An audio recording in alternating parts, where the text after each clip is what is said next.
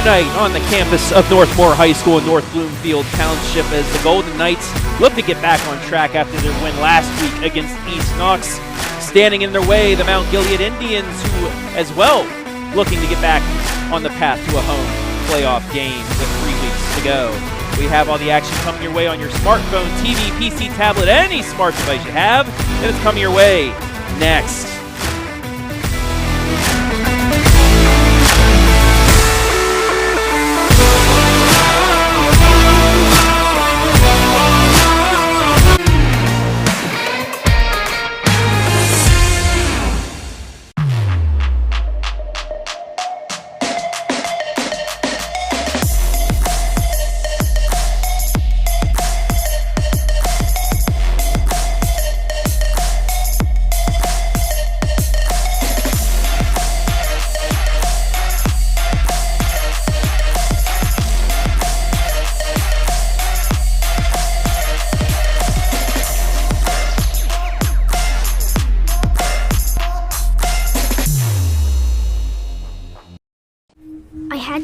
All my things.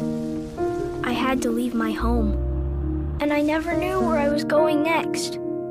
But then you came along. There's a child in foster care waiting for a volunteer like you.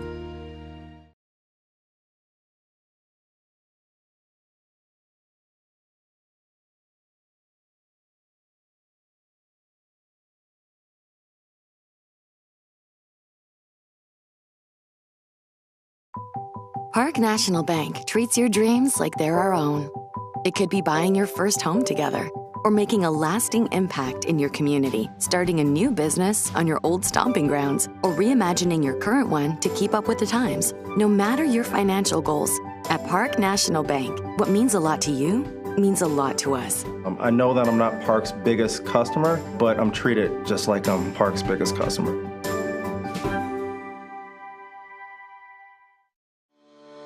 Morrow County Hospital, along with Ohio Health, is the official sports medicine provider of Mount Gilead High School. Available 24/7 to care for your athlete, with same-day appointment options available. They keep your athletes healthy and in the game. Morrow County Hospital and Ohio Health are proud to partner with Mount Gilead High School to provide a healthier community, serving teams, parents, and all of Morrow County.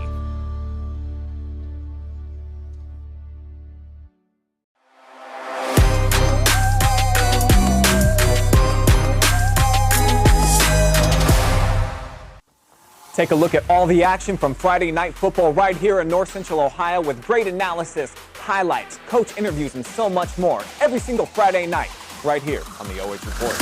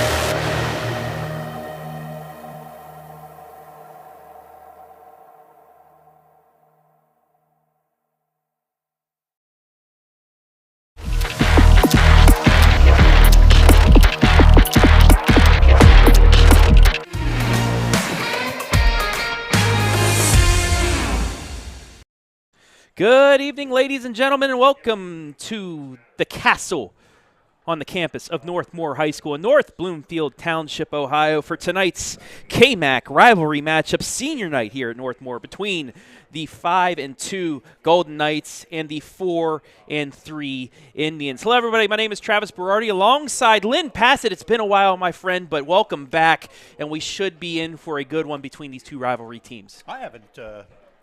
I have not had the privilege of seeing the OH Report guys since basketball season. I know, so it's you been a guys while. have kind of kicked me out of the press box here, but it's nice to be back, even though it is late in the season here as we hit week 8. And it's great to have a ball game like this one tonight where you still have a couple of teams that still have a fighting dog's chance Yes. at least sharing a piece of the KMAC title. So that's where we're at tonight. The Indians come in, and they're really in desperate need of a win tonight. If either of these two teams has to have a win tonight, it is Mount Gilead.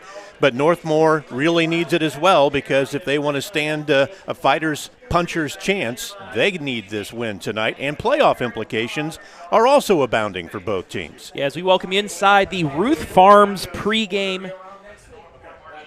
Ruth Farms, if you would like some very good local freezer beef, contact Zach Ruth at 419-989-0341. And let's get right into the pregame, Lynn, and take a look at those Northmor Golden Knights as they take the field 5-2. They're 2-2 in the KMAC after a win against East Knox last week. Right now they're 6th in D6 Region 23. They're right on the outside of hosting 2 games, but they kind of control their destiny in that sort. We'll talk about that later on. Under head coach Scott Armros in his 6th season, 43-20. However, the last 4 games have been without their bell cow, their main captain in Maxton Lauer, running back, defensive end, but they went at 500, 2-2, and there are some rumors that we may see Max out there for some time in this rivalry matchup, which could be huge for this Golden Knights squad. He's coming off a hand injury and had a pin inserted, and he's been lost. And he was probably the biggest part of this team's offense last season, not only as a running back, but especially on defense as well.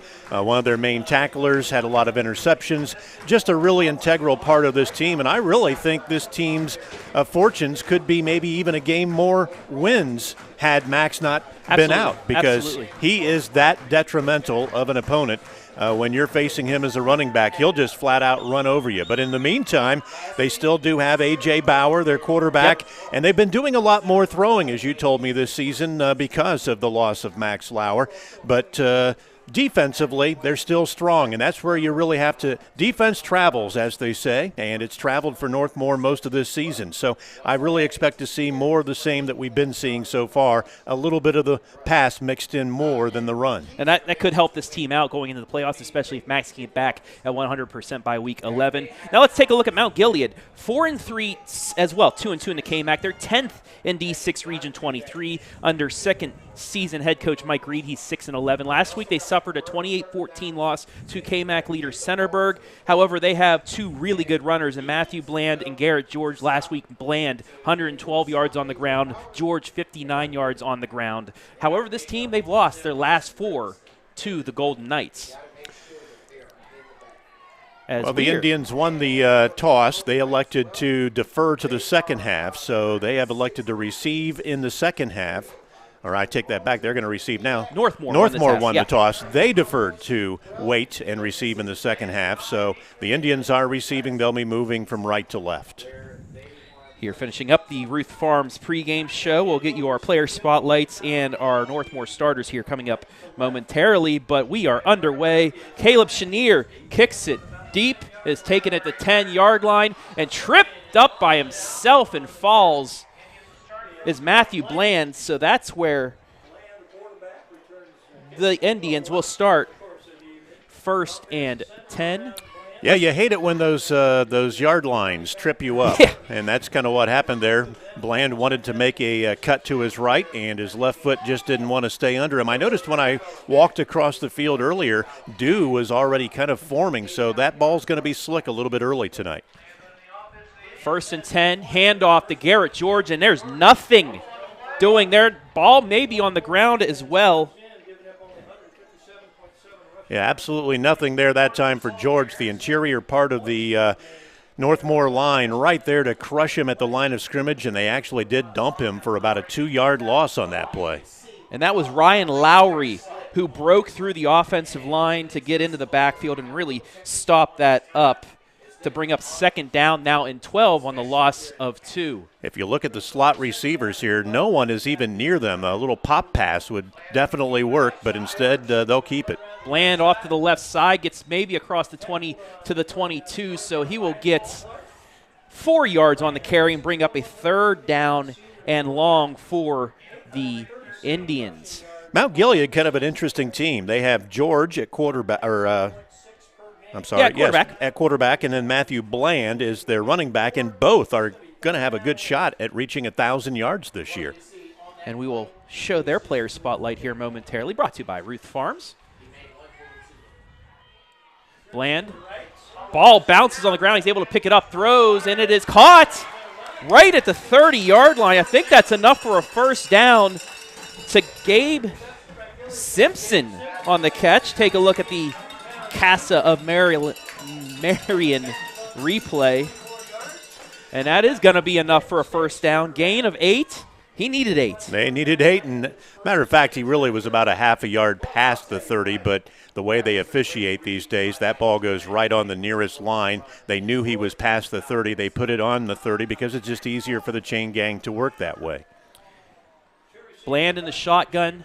George sidecar left, and he's going to get the handoff, cut back up the middle, and he's going to get hit after a gain of 2, but there is a flag on the play in the backfield where you'll normally see holding. Well, it's a hold or possibly a face mask. I thought I saw somebody up high, but it does look like a hold. So that'll back up Mount Gilead 10 yards after the first down catch, and that's exactly what it is. But this will give us a chance to show our player spotlight for the Indians, their rushing attack of Bland and George, brought to you by, once again, Ruth Farms. Combined 255 carries, 1,684 yards combined between the two. Lynn, 17 touchdowns. They are 3rd and 4th in the KMAC, but in the whole area, that's every team. Doesn't matter what division, they are 9th and 10th in rushing. That's a dynamic duo to have to stop right there, and I'm sure that keeps a lot of defensive coordinators up late at night trying to figure out how you're going to stop them. But so far, Northmor has been up to the challenge. Another negative play, a loss of 1. Charles Naylor in there on the stop, and Northmor really buying in on just stopping that run, and it has worked thus far. And that's going to bring up a second down and even longer. They're going to give him a loss of 1, so a little forward momentum. It's going to bring up 2nd and 20 and a half. 3 carries, just 1 yard so far for George. So this this Northmor defense has certainly been up to the task so far. Bland trying that sweep to the left once again, and he's not going to get a lot of yardage on that, as Corwin Becker and company there to stop it down. Also Ashton Clark, but Northmor doing their homework thus far, knowing what Mount Gilead has done. Those corners really sitting down, letting the safeties and some of those outside linebackers take that wide receiver to stop that sweep. I've also been noticing, if you watch the line play, they've been slanting at the snap of the football instead of just going straight ahead. Bland looking to pass, gets rushed. He's going to let one go, and it is picked off. Hunter Fulk at the 40, cuts back. He's still up. Looking to get a block, he does, but he's going to get taken down at the 40, and the Golden Knights with the first takeaway of the night. Hunter Fulk, who had a big game offensively last week against East Knox, tips the overthrow to himself, and the Golden Knights will have good field position to start here. And you'll see C.J. Stoney right there try to make a block for him, but unfortunately he kind of turned it backwards and got his own blocker into him, but a nice defensive play that time. Gabe Simpson once again. And look who's out here at wideout, Maxton Lauer.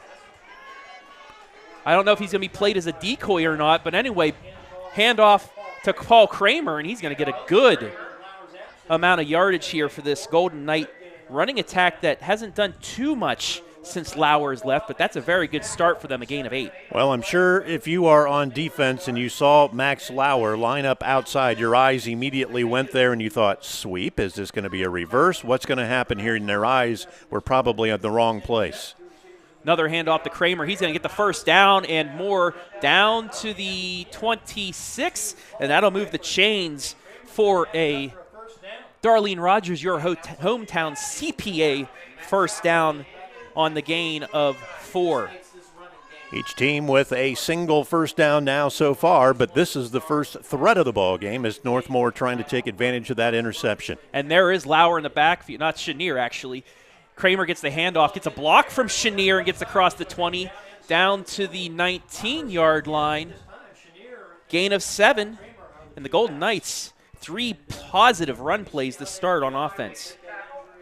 Well, I'll tell you what, so far, Kramer is making the most of that left side of the offensive line as they have been doing some great blocking. He's had runs now of 8, 6, and 7. 7:25 left here, opening quarter on the Morrow County Hospital scoreboard. Handoff this time to Caleb Chenier, and he's going to get hit in the backfield. Excellent job that time by the Mount Gilead Indian defense. Right there to make the stop was Judah Reed. And who else? Gabe Simpson. I've been saying his name a lot here for the Indians early on as he was able to help out and get the tackle for loss. Loss of 2. It'll bring up 3rd and 5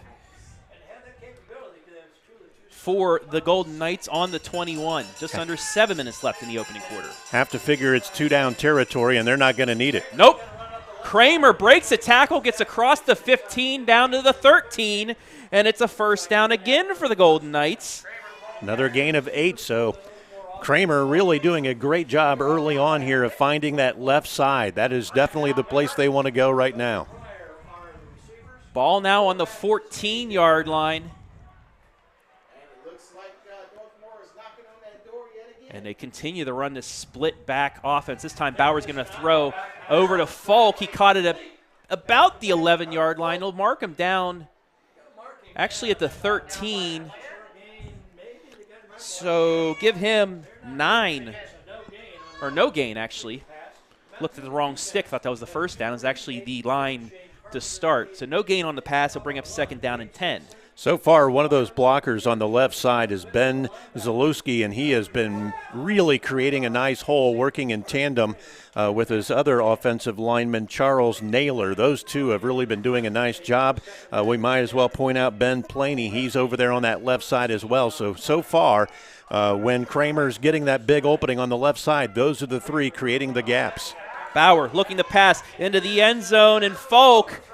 Some contact there, but no flag going to be thrown, and it'll bring up 3rd down. Just a little bit of minimal pushing on that ball. I don't think there was really enough there to warrant picking out the flag. And it was back and forth. I do like the call on the Casa of Marion replay. 3rd and 10 now from the 13. Golden Knights 2 wide to the left, 2 wide to the right. And Kramer lone sidecar left in the backfield. And the Golden Knights got Mount Gilead to jump. Yes, so they did. 5 yards up, and that makes a more manageable 3rd down for them right here. That's the last thing you wanted to see as a defensive coach was to give them 5 yards when they're in the red zone and inside the 15. Bauer getting the call from the sideline. Same formation, 2 wide to the left, 2 to the right. Sidecar left is Kramer. Now we are going to get a stoppage for the moment. And well, the play clock hadn't reset, but now it did. I'm saying they're going to run this left again with Kramer. They've been having a lot of success going that direction, and now we got a wide side of the field, too, to work with.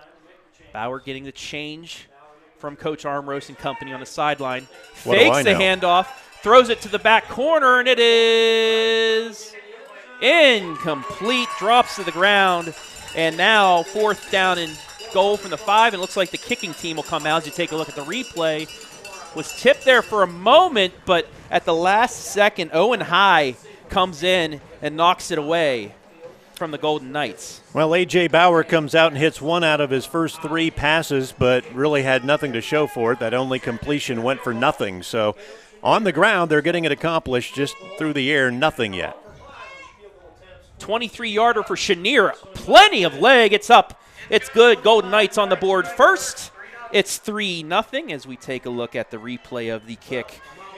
Right down the middle and would have been good by a good 30. That could have been good from 50 there.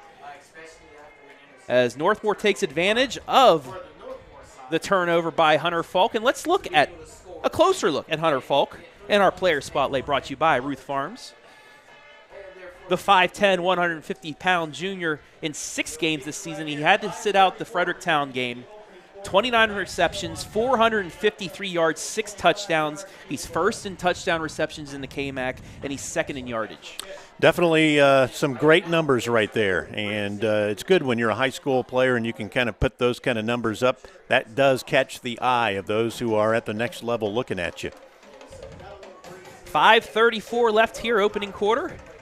3-0 Golden Knights as we welcome you in, live and free on Facebook and YouTube. Let us know where you're watching from this evening. Give us a shout out. We'll shout you out. We have some big comments already coming your way, so when we get a second, we will get those out there. But thanks for watching. I'm sure Coach Armros a little disappointed that they only got 3 in that after that big turnover, but he'll take the 3-0 lead and now hope his defense can get the job done again. Owen High this time didn't trip over the line as he gets his first kick return of the night, and he gets out to about the 30-yard line. That's where Mount Gilead will begin. 1st and 10. Well, Mount Gilead tried to get a little something going on that initial drive, but then they threw the pick. We'll see if they can get back to the ground game, which is where I think they really want to try to make their hay tonight. George to the right of Bland. He's looking the pass. Instead, he's going to carry it. Gets across the 35, and that's where he'll get taken out. So a good gain of 5 yards for him. What a great block on the outside by number 52, Judah Reed. He really just had a pancake block. Bring up 2nd down and 5 here. 5:20 on a stopped first quarter clock. And we were talking earlier, Centerburg and Danville both undefeated in conference, 2 games ahead of Northmor and Mount Gilead. But there is a backdoor for the winner of this game, and we'll get into that as the game goes on.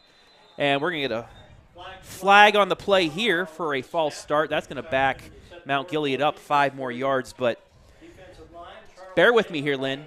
Northmor wins tonight, or Mount Gilead. Centerburg beats Danville tonight. That would give Danville its first loss. The winner of this game still has 2 losses. Centerburg would have 0 losses. Northmor travels to Centerburg next week. Say Northmor beats Centerburg. Both top teams have 1 loss. The winner of this game still probably with 2 losses. That would send rivalry week in week 10 as a big one. Speaking of big ones, Garrett George across midfield down to the Northmor 45-yard line, and there is that big running play from Mount Gilead that we've been talking about. 25 yards on the run by George, right up the gut. And finally, he is going to be corralled by the Northmor defense, but a big play and their second first down of the first half. Carson Campbell with the tackle. So that set up rivalry night. Devil Dog, East Knox versus Danville, and Freddyburg, which is Fredericktown, Centerburg. And Fredericktown could also still have 2 losses. The snap is dropped, and somehow Bland gets out of it, and he's going to get positive yards down the sideline, the 30, 25, taken down at the 20. That looked doomed from the start from a bad snap, but turning nothing into something is Matthew Bland. I don't know how to explain this, Lynn, as we take a look at the replay. Speed. That's the only thing you can say is he had more speed, because right here he's a dead duck, but he had enough speed to get to the outside, and once he got the corner, he was gone. All the way down to the 18, the original line of scrimmage was the 45, so a 27-yard run by Bland. 1st and 10 from the Northmor 18. Hand off to George, going left side, and he's going to get taken down maybe after a yard or 2. Bring up 2nd down. He was taken down by Bodie Workman. So after that first possession where Northmor really shut down the run game, Mount Gilead able to open a couple holes up and get some magic, some voodoo magic out there from Matthew Bland. Voodoo magic, I don't know, you call it something, because that was crazy. Well, what happens on a fumble, everybody goes for the ball, and then that opens up the outside. Bland breaks a couple more tackles, spins to the 5, still up down to the 3-yard line. Gain of 14. Yeesh. Suddenly this Indian offense is creating a lot of havoc for the Northmor defense. And this is how Matthew Bland's a top 10 rusher in the area. His elusiveness. He gets just the smallest of holes. He's able to squeeze through there and then create havoc. 1st and goal now for Mount Gilead on the Northmor 3. Simpson in motion. Handoff.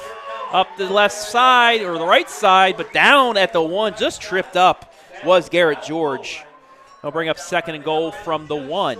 I would just run that same exact play again, left or right, doesn't matter, off tackle, and see if your offensive line can continue to get a surge like that. 2nd and goal maybe even a sneak. And that's what it is. And into the end zone. Touchdown, Mount Gilead. Right back at you. They get the lead. It's 6-3. Well, on that drive right there, Bland had runs of 27, 14, and then the 1-yard plunge, and George added on a 25-yard run. So the offense got going on the ground game that possession. And it looks like at least a muddle huddle. No, they're going to go for the 2-point conversion. On the left hash, Bland trying to roll out to that right side. Jukes one, and he's going to get in. 2-point conversion, good. Mount Gilead leads 8-3 with 3:15 remaining. Let's take a look at the touchdown. Matthew Bland pretty much doing it himself on this drive other than the one run by George. Well, that definitely changes the momentum and the entire look of this ball game by going for 2. Yes, it really, field goal still keeps you in the lead. Now, you got to think on that third down by Northmor, 3rd and 5 from the 10-yard line. If they can get that conversion, maybe it's a little bit different here. But that stop by Mount Gilead, bend but not break, really. I was really pivotal. surprised when Northmor had the ball at 3rd and goal inside the 10-yard line that they didn't hammer it twice with the running game and try and pound it in instead of going to the air. They really hadn't had any success in the air, and they had been picking up yardage, especially on the left side. I was really surprised they didn't continue to push it on the ground game. So Mount Gilead ready to kick it away, and it's Matthew Bland. Who else? He also kicks too. Mr. Everything. And it's a low line drive taken at the 32 by Chenier. Gets across the 35 up to the 37. So the Golden Knights, decent start position here on their second possession of the contest. Let's take a look at the Golden Knights offense brought to you once again by Ruth Farms. Bauer, Kramer, Chenier in there as well. Fulk, Stoney, Bo Landon, Toby Pryor tight end, and then the linemen of Lowry, Nicholas Armrost, Dylan Britt, Bodie Workman, and Ben Suzaleski. 1st and 10, Northmor from their own 38. 3:10 left here in the opening quarter. Bauer is going to hand it off to Kramer. It's that same play as earlier, and Kramer gets a hole and gets taken down at the 45. It's going to be about 3 yards short, but a gain of 7 on 1st down. Yeah, that's exactly why I was surprised that they went to the air twice in a row inside the 10. You're picking up 4, 5, 6 yards a chunk, and I'm just a little mystified as to why they decided to go to the air. 2nd down and a long 3. Another same play, Kramer left side, and he's going to get the 1st down, taken down at the 49-yard line, so he needed 3, got 4, and they moved the sticks. Darlene Rogers, your hometown CPA, 1st down. 40 yards on 6 carries for Paul Kramer so far tonight. Second 1st down of the ball game for Northmor. And this is where I'd see Northmor maybe throwing the pass back here where you're lulling them into this run and then maybe get a deep ball down to Hunter Fulk, who we saw can get ahead of defensive backs. But I know what you mean, being so close to the end zone where it's more compact for your receivers, why not just continue to run it? Nonetheless, Northmor driving again. It's going to be a quick hitter right side to Fulk. Take it at the midfield to the 45, down to the 42-yard hold, I believe, line. is going to be called on, looks like number 3. That's going to be Jackson Wenger. Got a little too army and handsy and holdsy out there on the near side.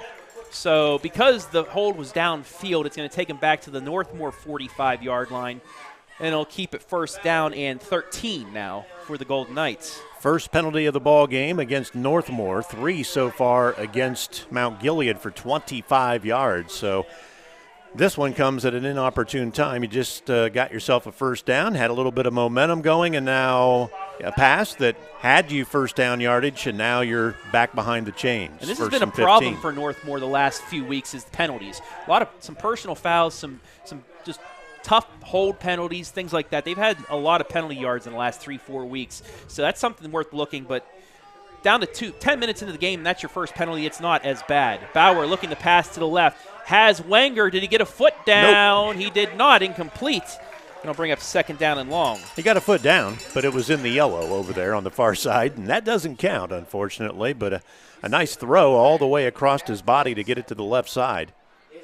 And pretty much the only place that he could put it with the two defenders coming right at him, and it was George and Bland coming towards him. So the only place he could throw it was there, just maybe a little too strong. Couldn't get that toe drag swag, as you would say. A year ago in this situation, you had a nice tight end, but this year they don't really seem to have one to go to. Going down right side for Bo Landon, makes the catch. Bo Landon, who has been known for making acrobatic catches, he was one of our top play nominees last week, comes down with it once again over top of the defender to the 18. And Golden Knight fans, you're in business. What a catch. What focus to catch it over Cole Frickle. 37 yards in the air for that reception. 1st and 10 from the Mount Gilead 18. Bauer looking left. He's going to get taken down in the backfield. Coverage sack, whatever you call it, it's a loss. Well, the Indians are getting a lot of penetration, and that time the offensive line just didn't hold long enough. I mean, it really wasn't even much of a coverage sack. It was just more of they were on him before he could even look downfield with that one. And who else but Gabe Simpson to get in there for the tackle. 2nd down and 18 from the 25. Bauer again looking to pass. It's a screen this time. Right to Kramer, and he's going to get the lost yardage back, and that was a smart play call right there. You saw they were bringing the house once again, and they used it to their advantage to get those 8 yards back. Mason Barnum read that play, the center screen. It was there, but Mason Barnum saw it and read it and backtracked and was there to make the tackle for the Indian defense. Yeah, the one player to keep at from going maybe to the house. 3rd down and 10.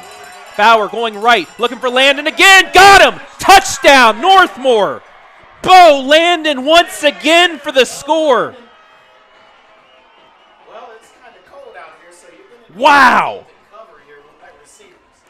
And if you can't do that, that drive, we definitely saw the arm presence come back. In the opening drive, he was 1 for 3 for no yardage. This drive, he comes out and connects 3 for 3. And even had 4 for 4, but a penalty wiped the one out. Chenier for the extra point. Snap down, kick away. It's blocked. No good, so it's 9-8, but the Golden Knights do take the lead as we take a look at the what a throw, too. The catch was amazing, but Bauer put the ball exactly where he needed it to.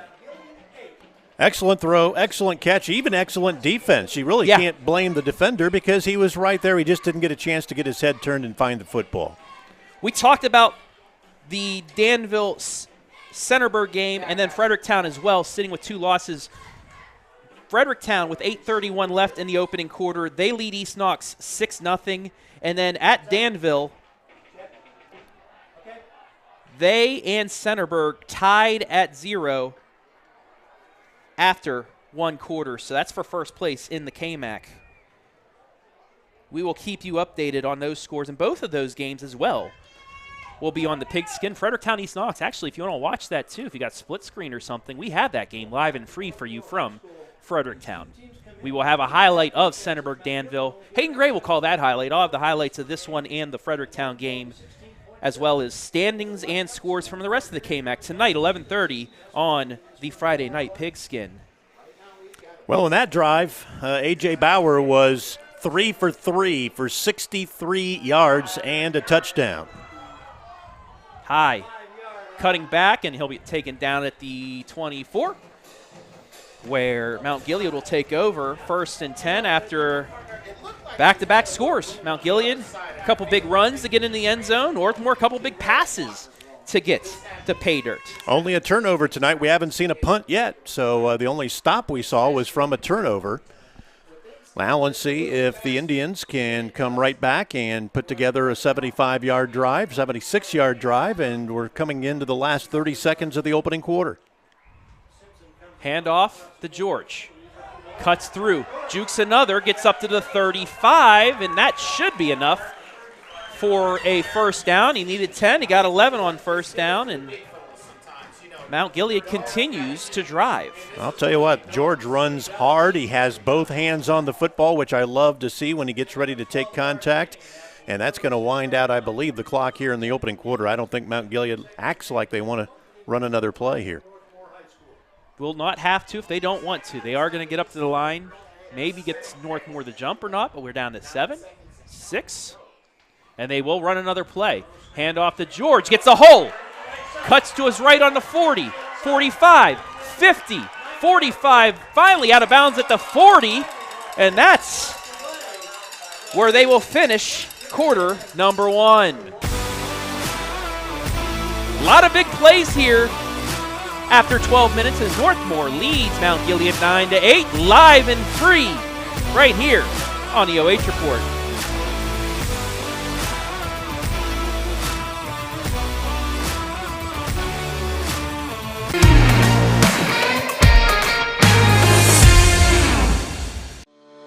Morrow County Hospital, along with Ohio Health, is the official sports medicine provider of Mount Gilead High School.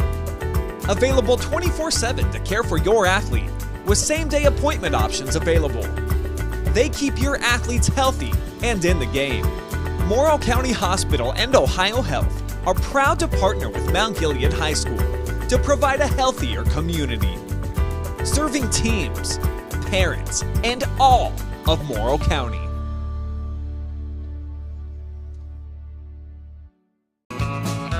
I'm Travis Big League Berardi. Catch me weekly with my Country Roads High School football ranking.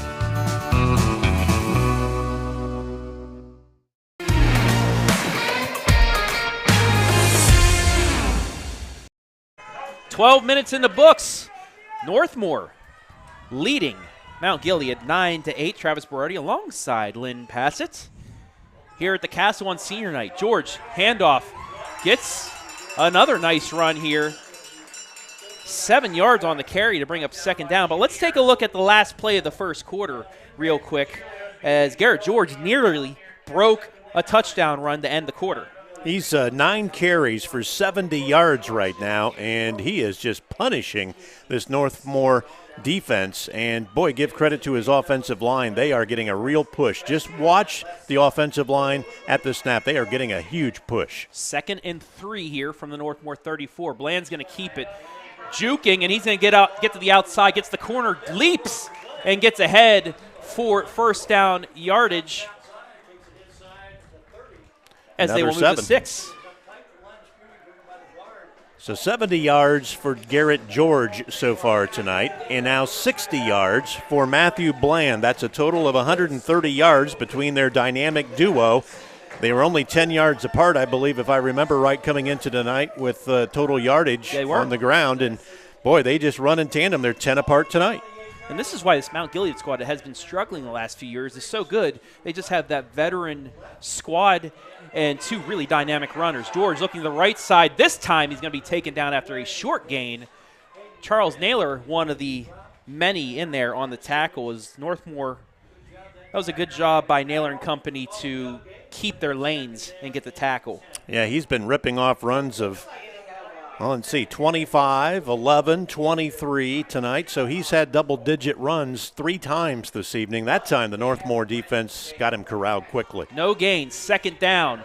Naylor nearly gets the sack, but he's blocked away and allows Bland to get positive yardage and bring up 3rd down and manageable. And Garrett George with a nice block in the backfield. A lot of people might not have even noticed that, but as you saw the quarterback begin to roll out, George threw a nice block for him. As you saw right at the beginning of that replay, it was clean too. He was able to get in the front of Naylor's pads to push him away. 3rd and 3. I would think you're in 2-down territory here. I think they're going to run too. I certainly would and with George that guy. is going to get it and get the first down, plowing ahead for the yardage needed. He got 4 and only needed 3. So who needs that 4th down? We'll just do it in 3. True. 74 yards on 11 carries, and he was averaging about 7 yards of carry, and that's right about where he's at tonight. So he's staying as Mr. Consistent. First down and 10 from the Northmor 18, under 10 to play in the half. Very impressed with this Indian offense so far tonight. Makes you wonder how they've lost the games that they've lost, because they really do look good with this running attack. Bland squeaks through the line, still up, and gets down towards the 5. Did he get enough for a first down? Yes, he did. Give him 10 yards on the carry. That is now 8 first downs in the first half. And both Bland and George just able to extend plays with that elusiveness, that little jab step to the left or the right to get those extra yards. First and goal from the Northmor 7. He actually got 11 on the carry. Bland's going to look for a sweep to the right, and he's going to get taken down from behind by Naylor, but once again gets positive yards down to the 3. Yeah, I'll tell you what, Naylor ran a long ways to get there, but he kind of jumped on him like a cowboy would hog tie a cow. So second and goal from the 2. Very manageable position here for the Indians. George with 74 yards. Bland now with 83 on the night. Bland takes the snap, hands off to George, left side, and he is in, untouched. Touchdown, Mount Gilead. Back and forth we go. 3 yards on the carry, and it's 14-9 Mount Gilead.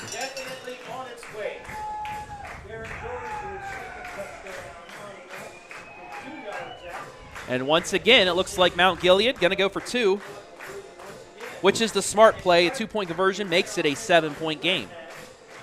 Looks like we are in for a shootout because neither defense seems to be able to make a stop tonight. Snap back, hand off to George. Give him 2.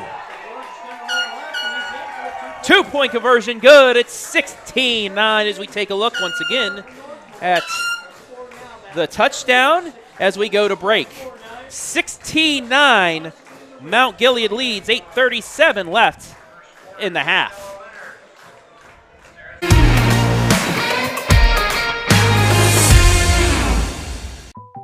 Park National Bank treats your dreams like they're our own.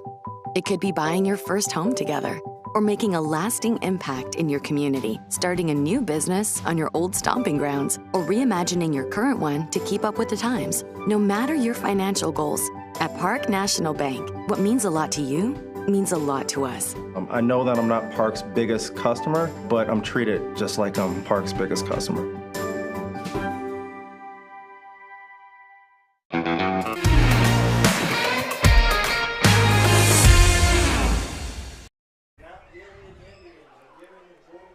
.837 left in the half. Mount Gilead back on top.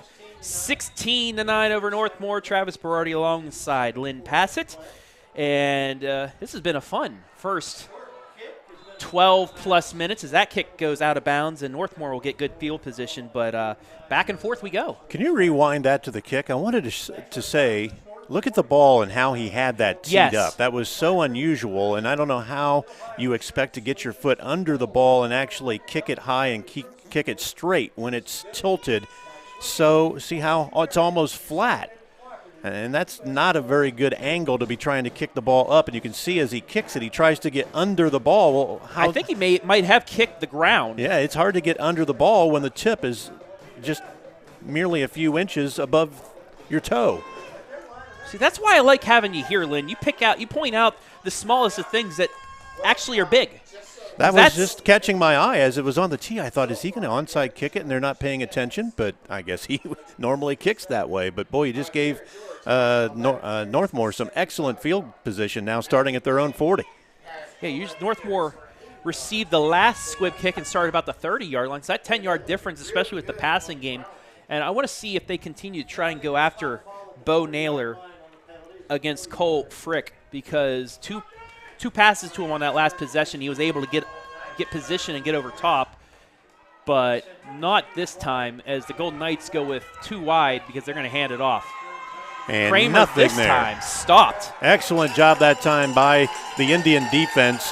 One guy I'd like to point out is number 70, Hayden Kryn. He's going to be your right defensive tackle, hiding behind number 9 on your replay here, and he does a great job of shedding his blocker and then getting to the ball carrier. Excellent job defensively by using his hands to peel away that defender. So behind the sticks are the Golden Knights after the loss of 1. Good start by Mount Gilead, but now they've stopped the run. Can they stop the pass? Something they were unable to do on the last possession. First time tonight that they have thrown Kramer for a negative yardage. He's had positive all night long till there. 2 wide to the right, 1 to the left. Fakes the screen down the middle. That's going to be C.J. Stoney, and it's going to be enough for a Golden Knight first down on the 12-yard game. They faked the screen to the left and went downfield on the slant. That was a well played throw there by Bowers. We take a look at the replay. Fulk jumps back like he was going to get the bubble screen, got the corners and the linebacker to bite, and then quickly throws it ahead to Stoney. Yep, and a nice job of finally making the tackle that time by Carson Traynor. 1st and 10, Golden Knights from the Mount Gilead 49, 7:30 left in the half. Handoff Kramer. And again, he's going to get hit at the line of scrimmage. So 2 straight runs by Kramer have been stopped for no gain or a loss. On that first possession when they were shutting down the run, they were doing some slanting, and they're back doing it again now. I think they're looking to see which side is the strong side, and they're slanting their linemen toward that side. Now worth watching here, bottom of your screen, it's Landon and Frick. Again, one-on-one. Instead he passes it right, and it's picked. You're going to have a hold on number 77 from Northmor, so this one's going to stand, and it will be Indian football. When you see the replay, number 77 on the left side just flat out grabs his defender. Gabe Simpson once again with the pick, and he tackled him to the ground, and the throw was really short and turns into a turnover. So both quarterbacks now with an interception, but this is big for Mount Gilead, who has all the momentum. First time they've gotten a stop tonight now, so let's see what they can do with it. They already lead 16-9. A pair of 2-point conversions have them up by the spread that they are up 7. And Northmor has a lot of guys going both ways, so the coaching staff doesn't really get a lot of time to talk with them offensively or defensively to make a lot of adjustments. And let's see if they can try to shut down this running attack. Bland just running around like that could have been a lot pinball worse. Machine. That could have been a lot worse there, Lynn, but he was able to at least juke his way back. You see him reverse yards, duck under a tackle, and then get back to the 40. So instead of a loss of 2 or 3, it's no gain and bring up 2nd down and 10. Yeah, he did a nice job of bouncing around like a pinball just to get himself back to the original line of scrimmage, so that was really a win after the way things looked. And if you're the Golden Knights, you have to keep contained on the outside so they can't get that corner. That's where Bland's Bland's been killing them. You'll have a chance. Now for George, he loves running it up the middle. Yep. But if Bland has the ball, you got to keep him contained, and George is going to get the carry. And he will run his way ahead for 5 yards and bring up 3rd down and manageable. I'll tell you what, he is just a shorter version of Max Lauer. He is a bull when he's got the football, and you better be ready for contact because he's going to lower his head and he's going to bowl you over. Full speed at all times as well allows him to get those extra yards.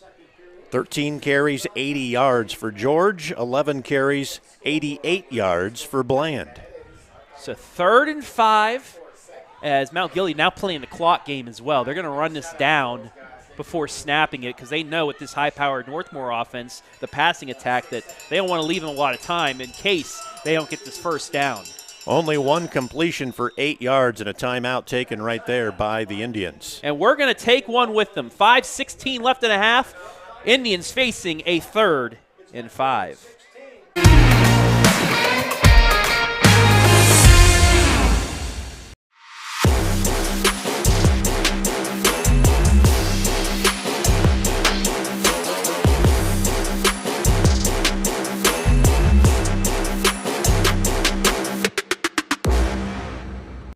I had to pack up all my things. I had to leave my home. and I never knew where I was going next. But then you came along. There's a child in foster care waiting for a volunteer like you.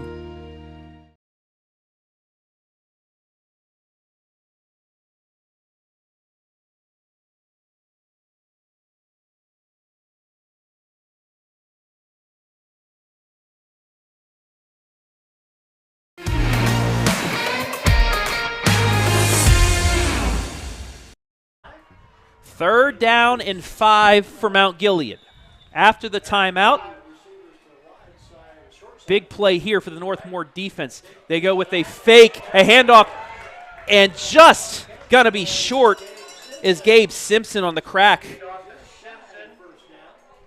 And now, does Mount Gilead decide to go for it here on 4th and 1?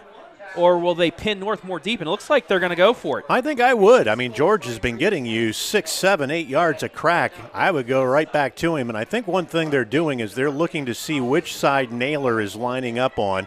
He's on the near side of the defensive line, and they're running away from him. He is so good defensively. They're looking to see where he is, and then they're running away from him. I won't be surprised if they go left here. 4th and 1. 2 seconds on the play clock. They get it off. Handoff. George hit in the backfield. Reaches, and he's going to get the first down on a second effort. Wow. Unbelievable. He was hit 3 yards in the backfield, but somehow, someway, on his back, pushes the line, spins, and gets the first down. And that time they ran at Naylor, and Naylor was one of the initial guys to cause that contact. Strangely enough, they ran toward him that time. Wow, what a great job of running. Remember that play if Mount Gilead can score here before the half. And keeping those legs just churning and churning. George, another handoff, and after 3 or 4 yards, another positive gain. But, jeez, that was a big man move right there. He got hit, spun around on his back, but instead of falling, he spun again and just used his momentum to get the first down. And even if they don't score any points right here, they're going to probably take the last 3 minutes and 43 seconds off the clock, provided they can get one more first down, and that will be a huge play just because they kept the ball out of Northmor's hands. And they get the ball to start the second half. George again. Only a couple. Call it a gain of 2, and now this sets up a longer third down and about 6. Boy, I don't think the ball's going to go in the air here. I wouldn't be a bit surprised to see George up the middle or Bland around the end. Those have been the big playmaking calls for them so far tonight. And it's because they want to run clock, and they can get this under 2 minutes with this play, and if they don't get it, they can run it all the way down, call a timeout before the clock runs off. But still, 3rd and 5 here from the Northmor 44, and they are going to go to the air. Throws it and into the hands and caught by Owen High. Had 3 defenders around him, and he's able to make the catch. Gain of 11. Huge play.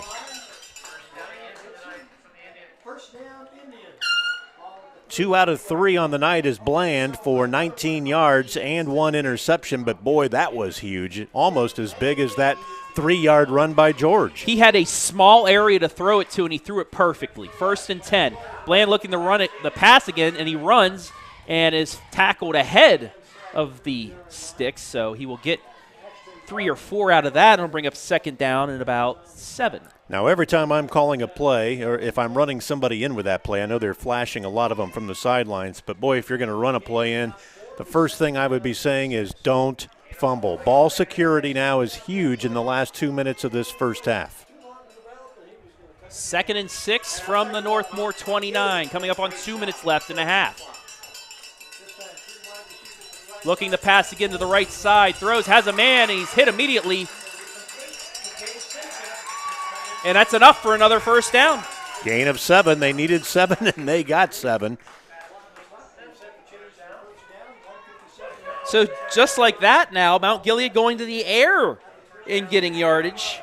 Now we're seeing Mount Gilead go with the balance. Matthew Bland, the quarterback, 12 carries, 92 yards, almost 100 here in the first half. And once again, we say Gabe Simpson's name. He's doing it on both ends of the ball. Handoff George. Jukes back, and he's going to get plenty of yardage. Almost enough for a first down. Looks like he got 9 right there. And the clock now down to 1:30 left here in the half. And now George is 16 carries for 94 yards. So they're both within 10 yards of 100 in the first half. This Northmor defense is leaking like a sieve right now. Right side, George, can he cut back and get to the end zone? He's going to be short, but down to the 1, 1st and goal. And that run goes for 12. And that puts him now over 100 yards on the ball game, 106 on 17 carries. And the clock is now going to be restarted once the ball is spotted, and we're just about ready to hit the 1 minute mark. And if you're Mount Gilead, you'd actually maybe want to get stopped at the goal line here to let some more clock run off before you get into the end zone. This can get down to 42 seconds before they need to snap it. And he still has 2 timeouts, so he may let it go all the way down here and then take a timeout just to preserve. They get the handoff? No, they get the timeout. They took the timeout. We'll take one with them. 41 seconds left. Mount Gilead looking to take a 2-score lead.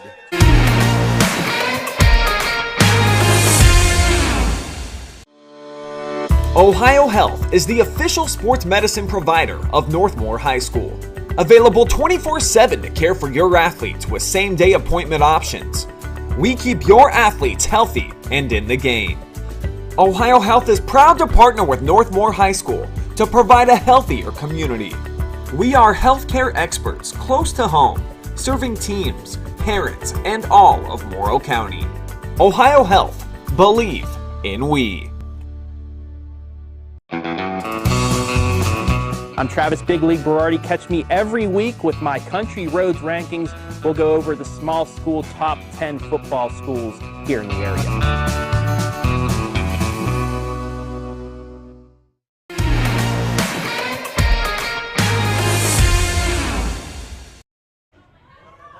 First and goal from the 1, 41 seconds left. Getting under center. Bland with the keeper, and he's in. Mount Gilead back on the board right before the break. But a flag on the play, they're going to call an illegal shift. They were not and that set. is because, George and Bland both at the same time rushed up to push the line at the same time. He did not wait for him to get set. And that's going to be a big penalty with only 39 seconds left, and now you're down to just 1 timeout. But is it a big penalty? Because Garrett George has been getting 7 yards at a time. Well, it's a big penalty if he doesn't. Yes, that's true. Because now you're going to get 3 plays off, but if I'm Northmor, I'm taking my time getting up, that's for sure. They're going to give it to George. And he's going to carry himself back down to the 2-yard line. So 30 seconds left. They still have a timeout, so they might run one more play and call it before they get there. But second and goal from the 2. And the clock is ticking at 20. Bunch formation. Bland's going to keep it. Is he in? No, he's not. It's going to be 3rd down and goal. 10 seconds left. Now they're going to take a timeout. Their last one. So now do you throw, and then if it's incomplete, you come back and run it one more time? I don't know what kind of a kicker they have, but you obviously can't run it up the middle to try and center it and then take another timeout. So they tried to get the push, but they didn't get enough. Well, I'm thinking Mr. George has been having quite the first half, and that left side has really been pretty consistent for him. I'm going to spread my receivers out and get everybody as far off the football as I can, and then just run that stretch or off-tackle play with George on the left side, and hopefully he makes it, because if not, it'll be your last play of the half. There was the – let's fast forward here on. So we got Garrett George. He's got 18 carries for 112 yards. So 8 seconds are now left, and the Indians are spreading them out like I said I would do. Quit bringing everybody in tight. Get them out of that goal line defense. Get your defenders away, and now I would run George left side. Third They're and going to goal sneak from the it. 2. Now and timeout. Timeout. Northmor. A Northmor timeout, so we will take one with them. Last play of the half coming up after this.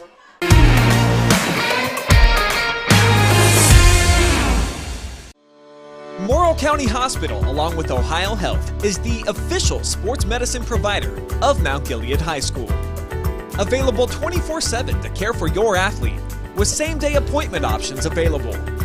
They keep your athletes healthy and in the game. Morrill County Hospital and Ohio Health are proud to partner with Mount Gilead High School to provide a healthier community, serving teams, parents, and all of Morrill County.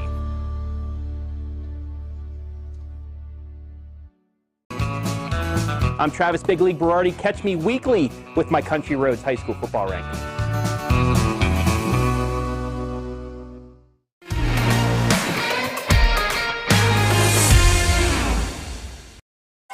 Here we go.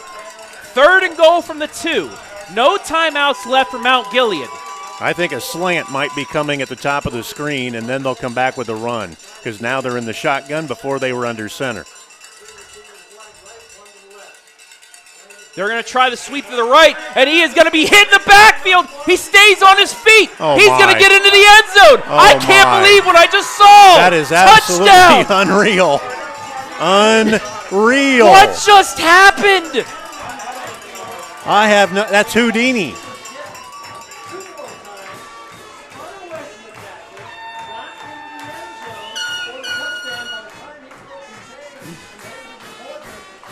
Matthew Bland was almost down, somehow picked himself back up and trots into the end zone. Northmor had him with 3 guys, and somehow he was able to get out of it. Well, the opening kickoff, he tripped over a yard line. Right there, he kept his balance like a tiptoe artist, and now he's done it again on another 3 for 3 on 2-point conversions.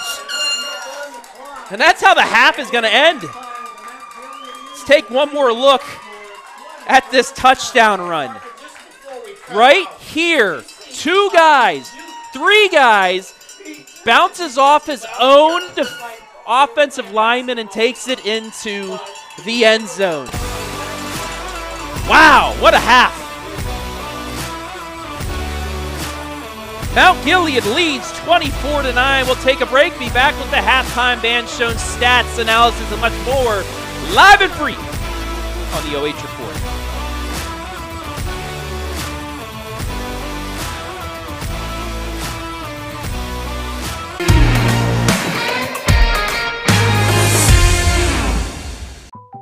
Park National Bank treats your dreams like they're our own.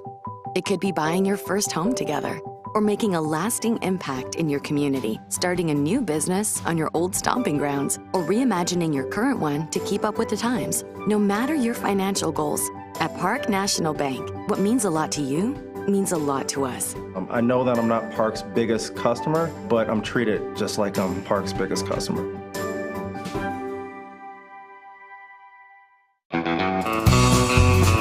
I'm Travis Big League Berardi. Catch me every week with my Country Roads rankings. We'll go over the small...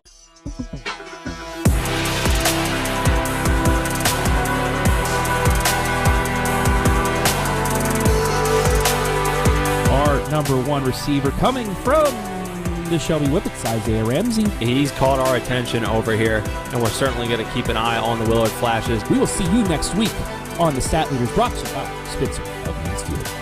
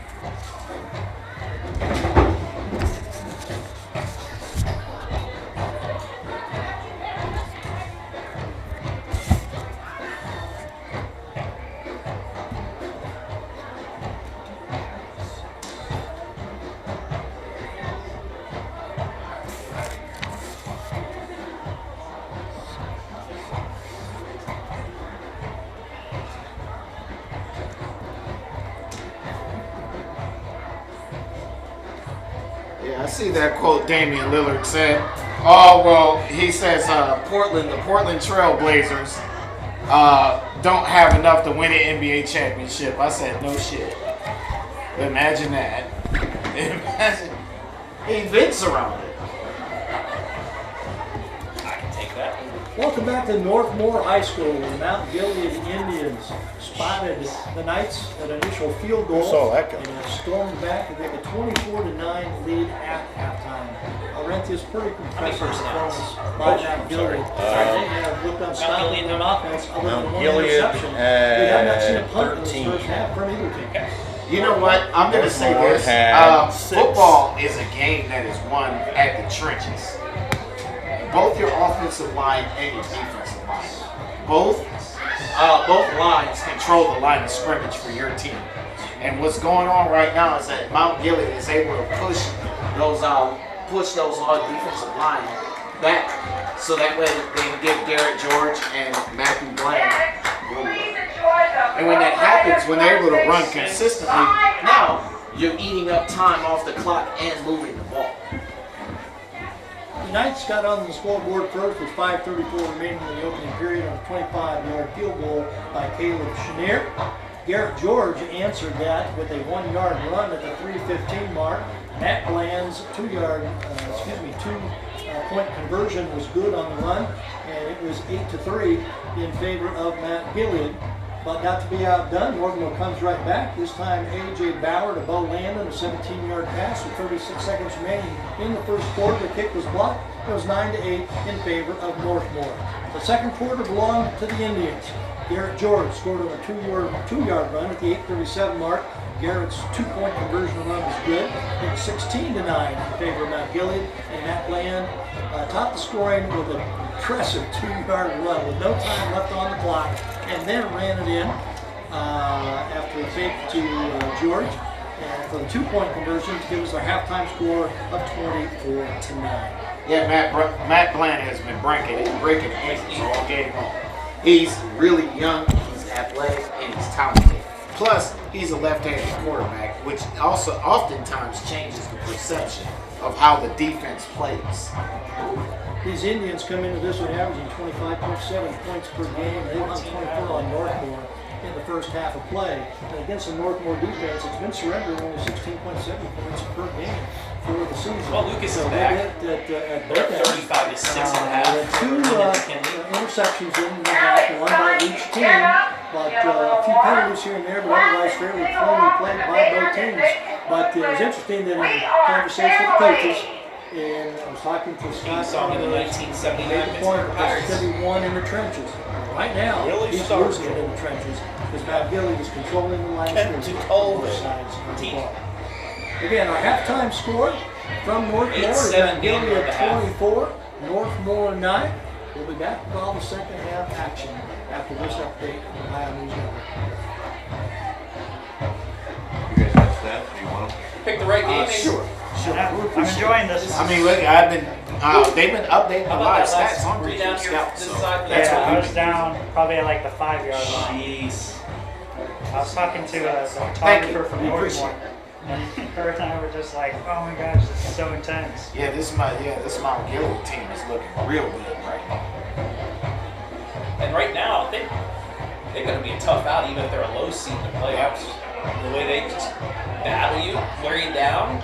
And that defense is, like I've been saying all broadcasts, they've been living in that backfield and stuff. I want to know, the touchdown drive for Northmor, they threw it to Bo Landon twice. They got him ahead of that. Why didn't they keep going to him? It looked like he had that corner beat every time.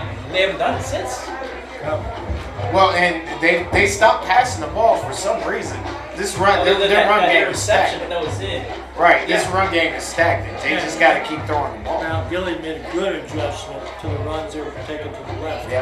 Yeah, Kramer shut that down. Yeah, they're really missing Max Lauer. Running 7-8 yards of crap starting out. Is Max still not playing? He played the first play just him for senior. He said he wanted to be ready for center for next week.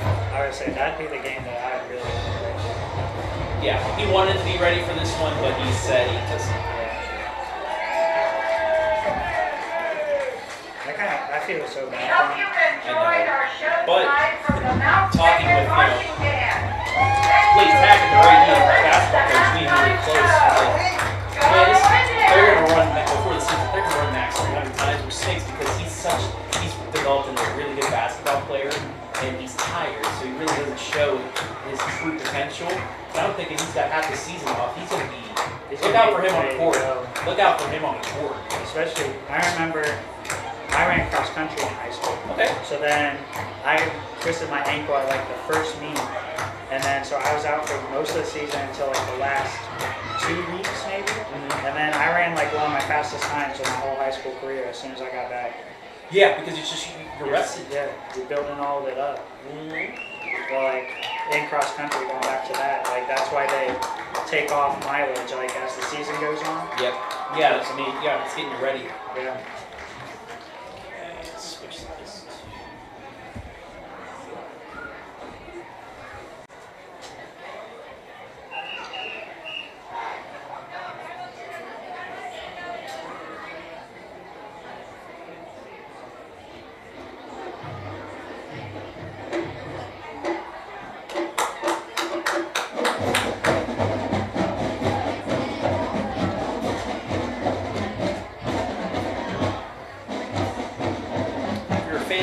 Baby Shark. This band's for you. This is my 6th Northmor game this year. I get put on all of them. And every time I see Stick a Baby Shark. Baby Shark. Thank you to the North Bloomfield Township band for their halftime performance tonight. Good luck for the rest of your season. For tonight's halftime show by the Golden Duck Marching Band, we present the senior show for the class of 2023. Tonight's music selection is Drift and announcements for all created by our senior marching band members. What is that? The Northmor Marching Band seniors would like to give thanks to Mr. K, Mrs. K, Sammy, Ricky, the music boosters, Mrs. Autumn, parents and families, alumni, and all of our supporters throughout our 4 years of marching band. You probably already know the other halftime schools, right? For a team? Yeah. Who's the carding team? What is that? 28 Loudonville 0 carding team. They're a sleeper team. Yes, they are. Honestly, I think if Mount Gilead had to play that Loudonville won that game. Yeah. Now get your game on, go play, and enjoy all star. I want a piece of pizza, go for it. I'm all right. You good? All right. Thank you, though. Oh, absolutely.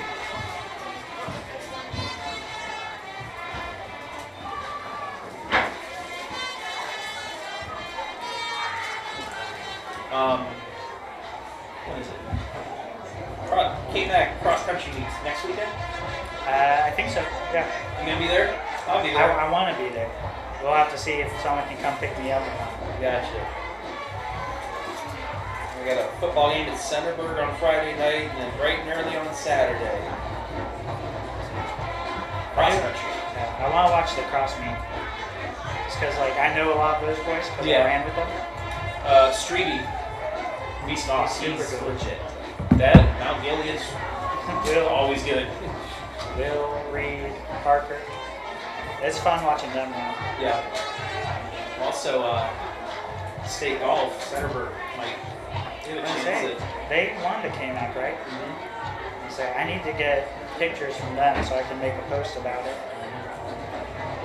No, let's like back home.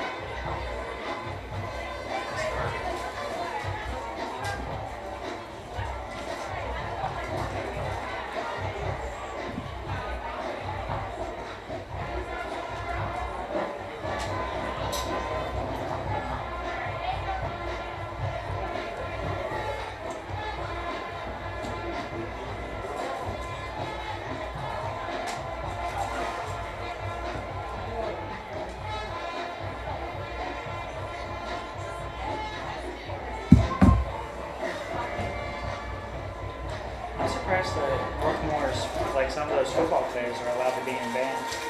Mount Gilead, they're not allowed to. Really? Yeah. The band director's rule. Who is this? It would be a freshman. 64 is another freshman.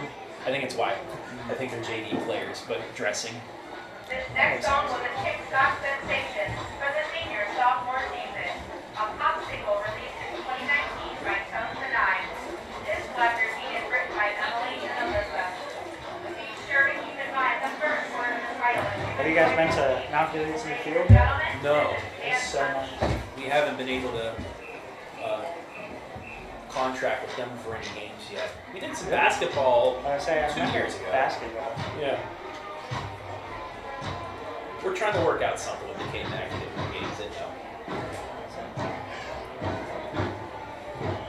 I'm definitely going to try and come up for the Mount Gilead Cardington game. Because for some reason that game's always close. Yeah. At least the last couple of years. Mount Gilead's got a shot. Cardington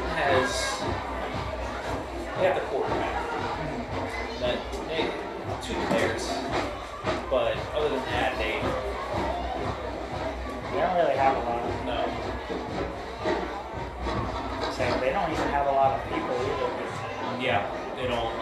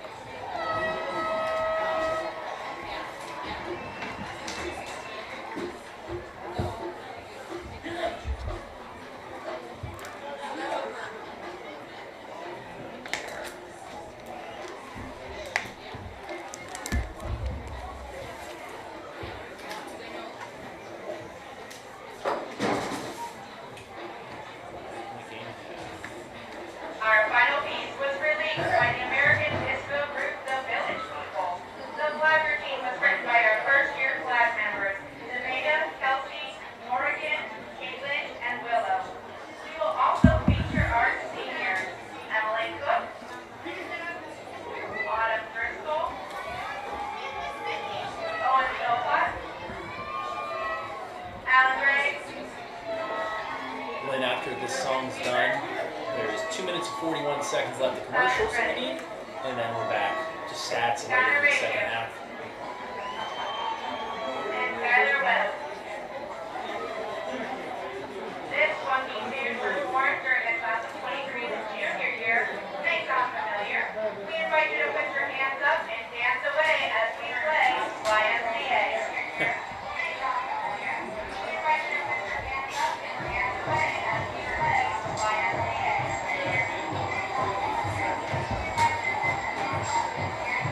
Is that our feet? That's good. I can hear them.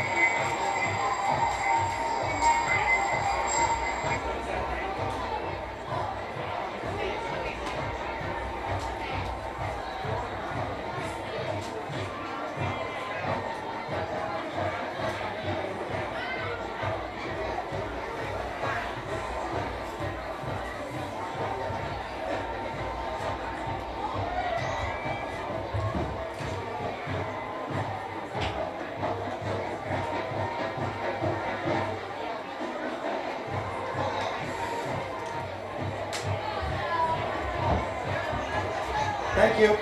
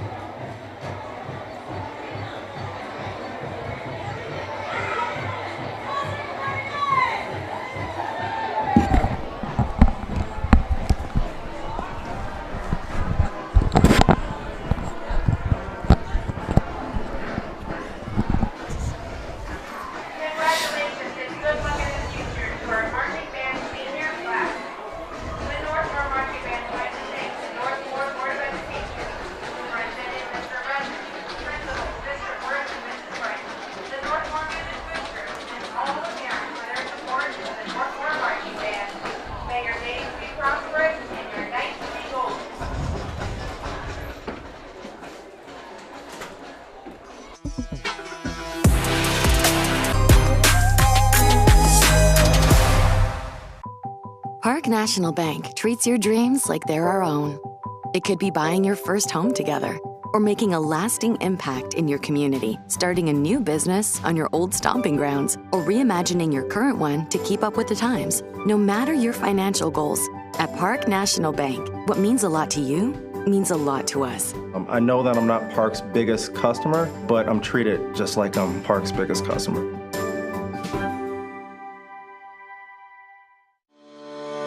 Morrow County Hospital, along with Ohio Health, is the official sports medicine provider of Northmor High School. Available 24/7 to care for your athlete with same-day appointment options available. We keep your athletes healthy and in the game. Morrow County Hospital and Ohio Health are proud to partner with Northmor High School to provide a healthier community, serving teams, parents, and all of Morrow County. I had to pack up all my things. I had to leave my home. And I never knew where I was going next. But then you came along. There's a child in foster care waiting for a volunteer like you.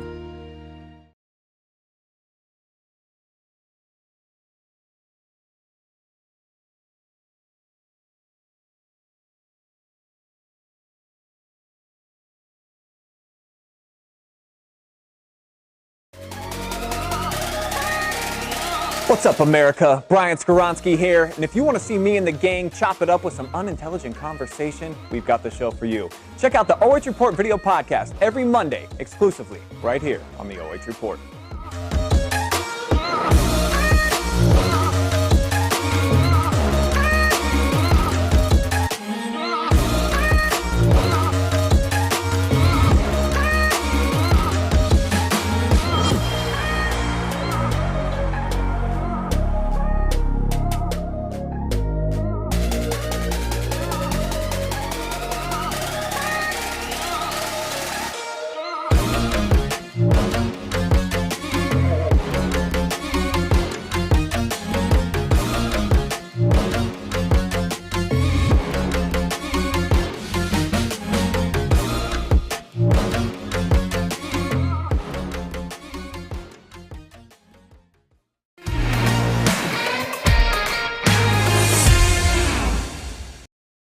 Halftime here on senior night at Northmor High School, but it's been all Mount Gilead since the end of the first quarter. 24-9 Indians lead at the break. Travis Berardi alongside Lynn, Passet. And before we get into our stats, let's thank our sponsors, the ones who allow us to bring you these games live and free on the OH Report. Tonight's high school broadcast brought to you live and free on the OH Report thanks to our generous sponsors, Ruth's Farm and Freezer Beef, specializing in bred, born, and raised freezer beef. Contact Zach Ruth at 419-989-0341.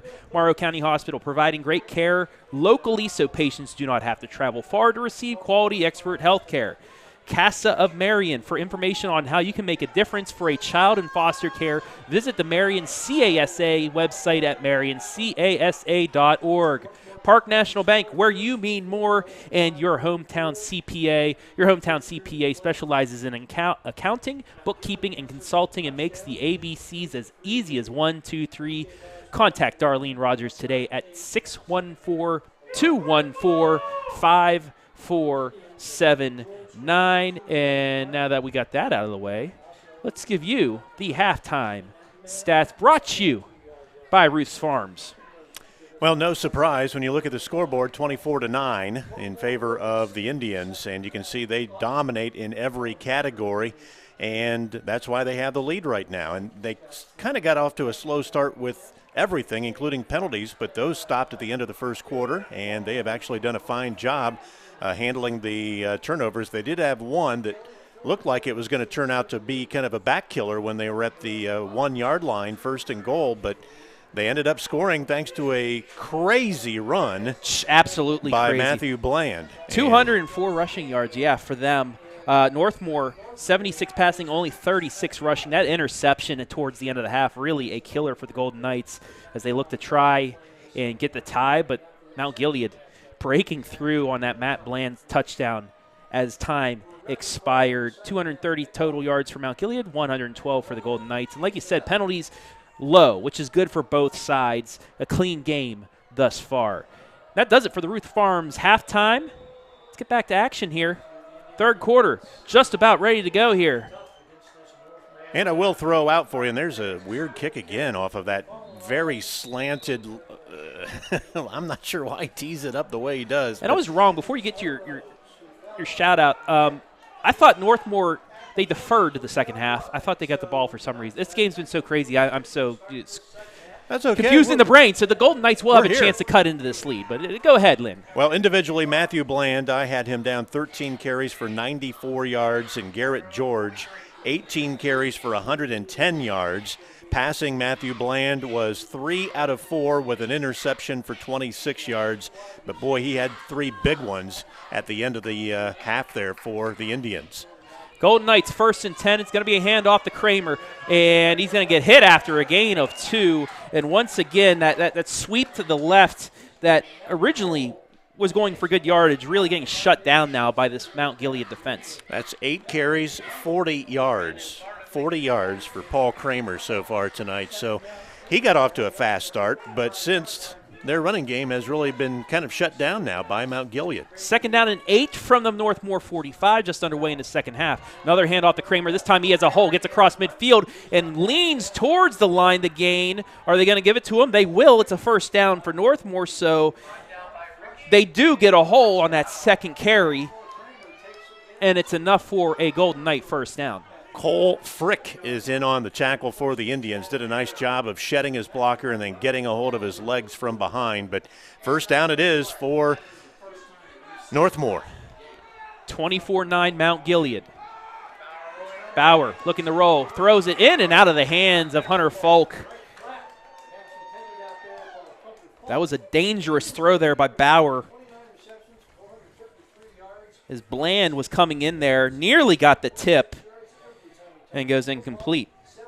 You see Max Lauer in the background. So he came out in pads, warmed up and everything, got into one play, but that was just for senior night's sake. That's why he was out wide for that as a receiver. Back in the street clothes, saying he hopes to be ready for next week in a big one against Centerburg.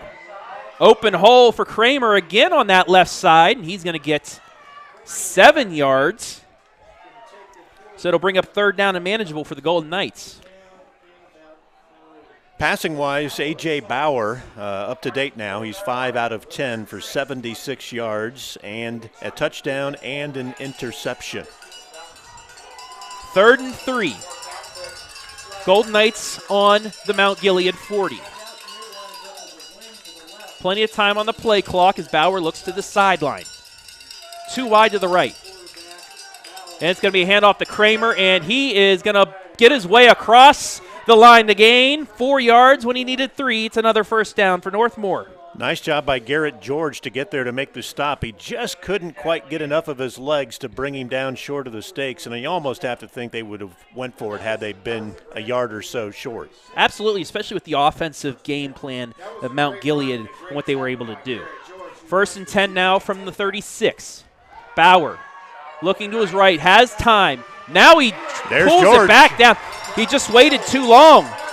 That was a coverage sack. There was nowhere for him to go with it. He was a little indecisive on, do I take off and run or do I still wait for this play to materialize? And while he was waiting, Garrett George just came flying in like a rocket and leveled him for about a 10-yard loss. And that's the youth of Bauer right there, because he's allowed to throw that out of bounds, just that it's beyond the line of scrimmage. And he's done that a few times this year to where he realizes that he can't do that. But actually he can now. It's a rule change in the OHSAA. If you're outside the tackle box, you can throw it out of bounds just that it's beyond the line of scrimmage. Instead, it's a loss of 7, and it's delay second a game. long. We're going to have a delay a game. The play clock just ran out on him. Nope, Northmore's going to get a timeout. They do give them the timeout, so we will take one with them. 9:25 left in the third. Golden Knights trying to get something going.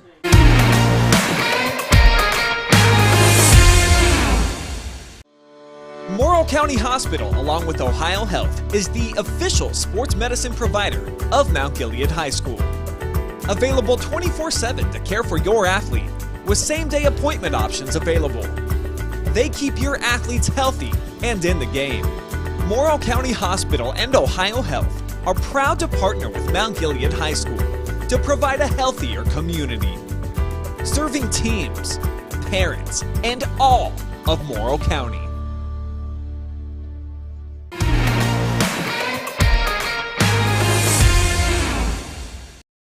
So the Golden Knights just get the timeout before the clock expires. They face 2nd and 17. Bauer, he's going to go back, looking to pass again. Blitz coming. He's going to juke out of it for a second, spins, and he does let it go. It is to the line of scrimmage.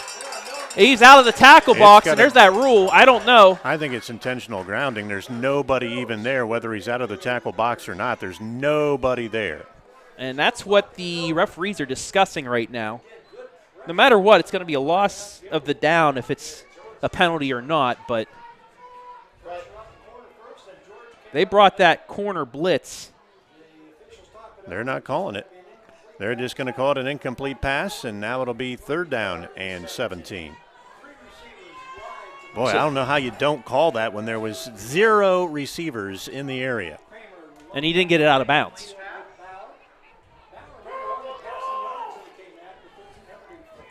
I would be tempted to quick kick it right here and just punt it, and nobody's back there to return it. Here comes that blitz again. Bauer, it's a lame duck into the air, and it is incomplete. Mason Burnham had it right there, but it drops to the floor, and it'll bring up 4th down. That's the 2nd straight time off the corner. Ben Witt, he just came flying from the corner with a corner blitz, and nobody picked him up, and he got a little piece of his arm and left a wounded duck up in the air. And that will force a Northmor punt. Excellent defensive call that time by the Indians' Mike Reed and his defensive coordinator. Punt ball is a nice one away. Takes a Northmor bounce inside the 15, down towards the 10. It's going to be down at the 12-yard line, and that is where Mount Gilead will start 1st and 10. A couple halftime scores from you from around the KMAC.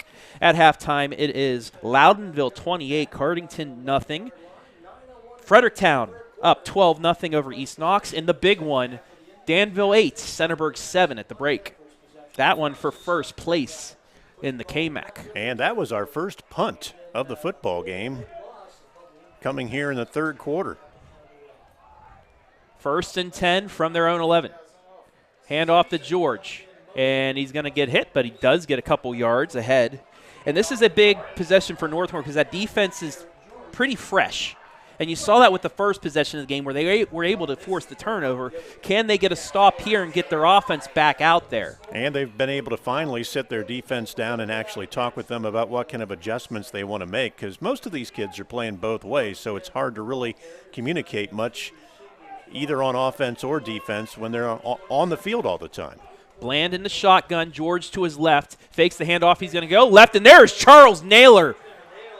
And that's why you don't run his direction very often, because he really blows things up and destroys an offense quickly. Now, we saw him avoid Naylor multiple times, and this time Naylor was able to get a good grip on him and take him down in the backfield. A big loss and a big momentum shift for Northmor now because it's 3rd and 12. Even with a Garrett George 7-8-yard run, it's still going to keep them behind the sticks. One of the few times we've seen Naylor line up in the nose guard position, he's there again. So he didn't come from the end. He came from the nose guard, and he's there.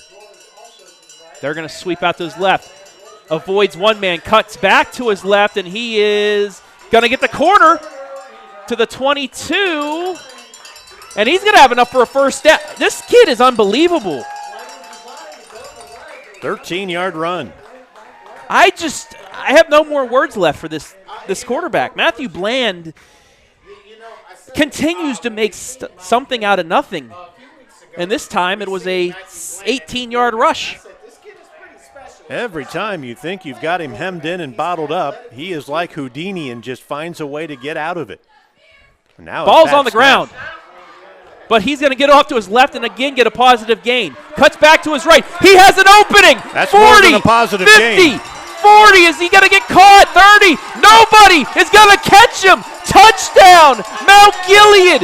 What is going on? 76 yards. Holy cow! After watching Matthew Bland, this might have been a blessing in disguise for the Mount Gilead Indians. 76 yards. 183 yards on just 15 carries tonight. Wow. He is dynamite. That might have just broken this game open. And that's the second time he's gotten big yards out of a bad snap. They might just want to keep bouncing it back to him. Bland, he's going to try throwing to the right side, and he got his man. No! They say it was out of bounds. That looked good. Let's take a look at the replay.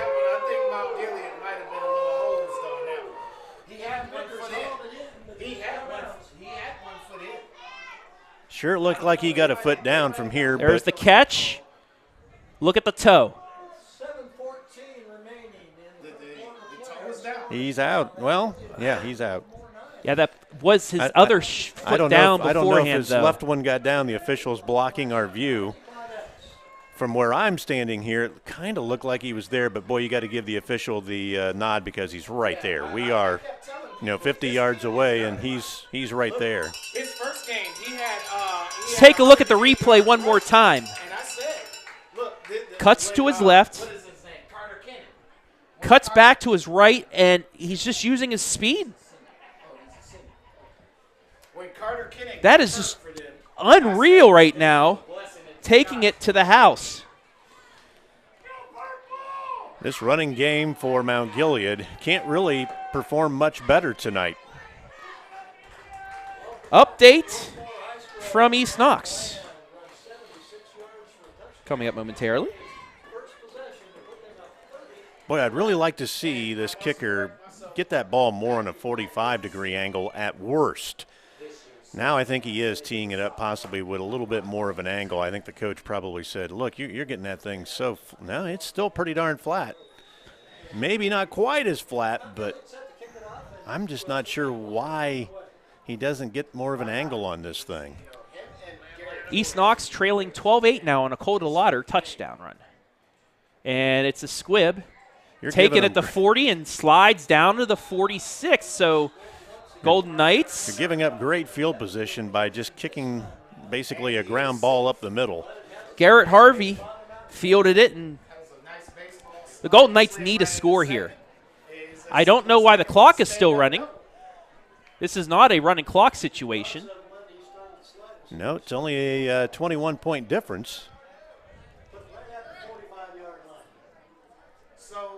The clock continues the run. It is not a running clock situation right now. It's only a 21-point game. It's not a running clock situation, so we're kind of wondering why Well, they just lost about a minute. Okay, anyway. We play on. Bauer, back to pass. This time he does have some time. Throws it to Fulk. Caught after a gain of 2 yards. Bring up second down and 8. And you see, this was something that Northmor should have been doing. 6 out of 13 tonight for 78 yards is Bauer. Came in tonight just a little over 50%, and he's sitting right around that same range tonight. As we said, he's 6 out of 13, just under 50%. Not sure what the holdup is again. Now we've got the... They're going to reset the play clock. Now they're winding it back up. I'm not sure what's happening with our timer right now, but he's This isn't a hometown timer either. It's helping Mount Gilead. Throw out to the right, complete, and knocked out of bounds at the Mount Gilead 48. So a gain of 3 or 4 for Wenger. Brings up third down and short. We're going to see the ball in the air a lot now, I'm sure. Now he's at 50%, 7 out of 14. And this is a big third down. You got to think again now they're in 2-down territory. 2 shots to get about 4 yards.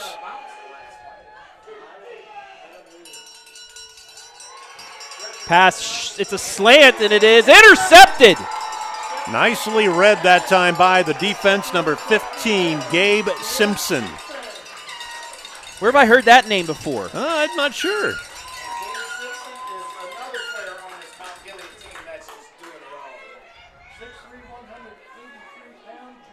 Boy, I'll tell you what, Mount Gilead is looking like a team that is way better than their record shows. And they've been in every game they played.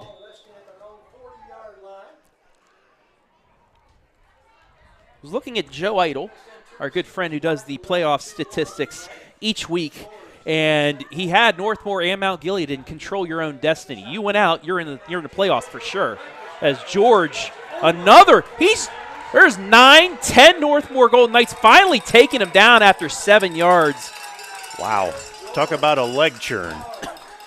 Garrett George is just a one-man wrecking crew when he gets that ball in his hand.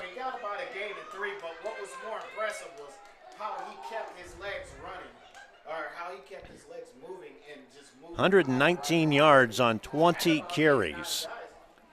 Gain of 7 all the way out to the 48-yard line. It'll be second down and 2. Clock is continuing to motion itself toward the 4-minute mark.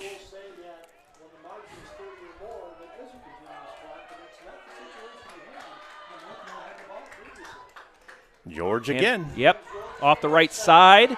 And after contact, there's going to be a flag in the backfield. I don't know if it's going to be a hold or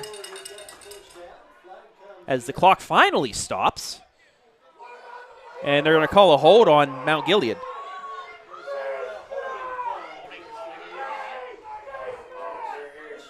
And as you can hear, the Indian fans it don't kind of like did the look call. like a face, maybe a face mask there. I thought he had a hold of his shoulder pads, but hey, who knows?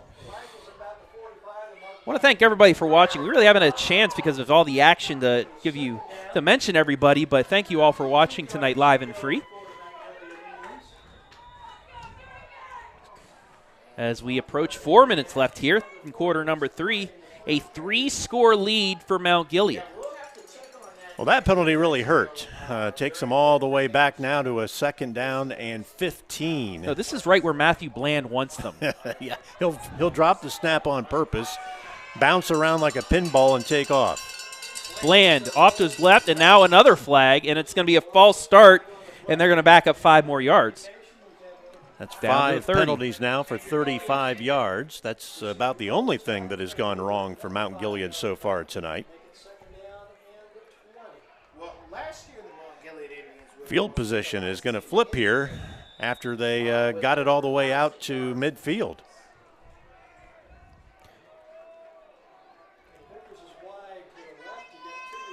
Second down and 20 now from the Mount Gilead 30. Golden Knights need a turnover here. Bland gets cut off. That time, Ashton Clark able to finally cut him off after that. But we have a flag in the defensive backfield. Could this be illegal contact or a hold against Northmor? Yeah, I think it might be a hold. No, they're going to call a hold against Mount Gilead. So that's going to be declined. As we'll take a look. We'll see maybe where the hold. Oh, there was a takedown in the right side of your screen, and that's what they called. But they declined the penalty because of the sack, and it's 3rd and 26 now. Still not a safe territory for the Golden Knights with what Matthew Bland has done already. Yeah, that takes Bland down to 177 yards on the night tonight. Simpson off to the left side, but it's not even going to be enough to get back to the original line of scrimmage. And the Golden Knights finally get a stop. And will force Mount Gilead's first punt of the evening. Simpson, 2 carries, 10 yards, but we've been saying his name a lot on the other side of the football tonight.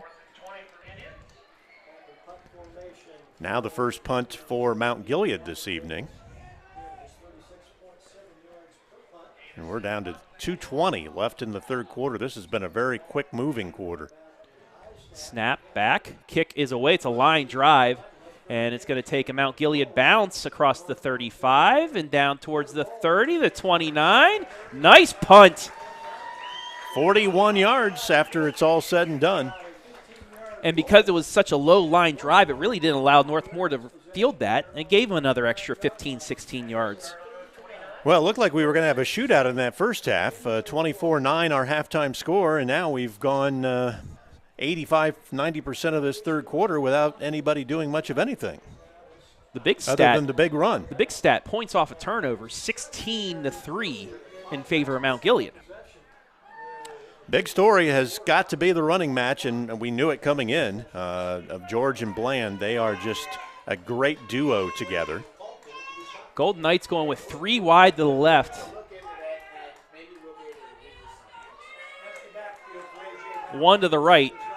Empty backfield. It's going to be a screen complete down the right side to Chenier. Knocked out of bounds. It'll bring up second down on the short gain by the Golden Knights. They're going to give him 3 yards. A lot of dinking and dunking going on for A.J. Bauer now. That one drive where they scored on their second possession tonight, they were hitting for 37 and 8 and 18, but now it's just been a lot of onesies and twosies. Bauer, this time he's going to look deep down the right side, and it is overthrown, incomplete, third down. And we have a flag in the backfield, and it looks like it's going to be a hold against Northmor. And it is a hold. And it will back Northmor up. Only the second penalty tonight against Northmor. Both of them have been holds for 10 yards. And all that field position that we thought they were going to get because of the penalties from the Indians now suddenly has flipped the field back the other direction. They're inside their own 20.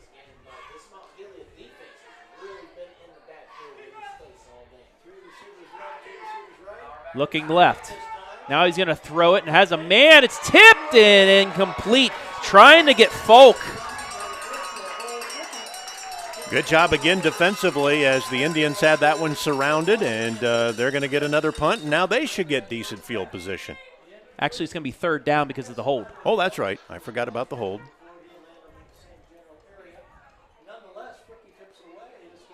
But it's still a third and long. And the way Northmore's backed up, they're probably going to have to get this. 3rd and 20. Not too many high school teams have a play for that. Bauer has time. Looking, and then he's just going to throw it. And, almost caught. Fulk was right there, but it's incomplete for 4th down. He's asking for roughing the passer, but they nailed him inbounds and just hit him legally. He actually let it go as he was getting hit. And the one hitting him was Hayden Krinn. We've called his name quite a few times tonight on the defensive side of the football. And now we'll have that punt that should give Mount Gilead excellent field position. Bryson Kearns back for his second punt of the night. Matthew Bland back to receive. 1:39 left here in the third.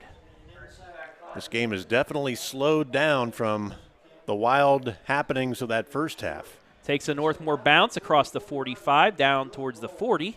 It's going to be picked up at the 42. So great field position for Mount Gilead. And now let's take a chance to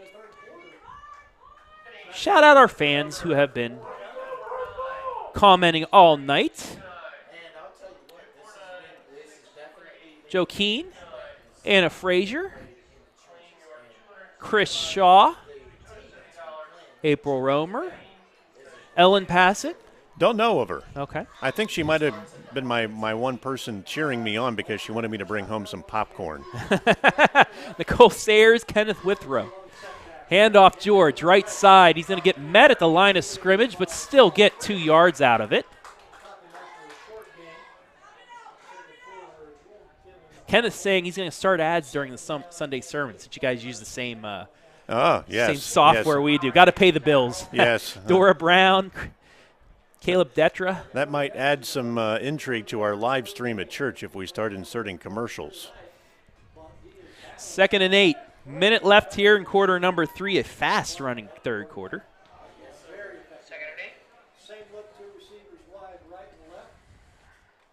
Fakes the handoff. Bland's going to keep it. And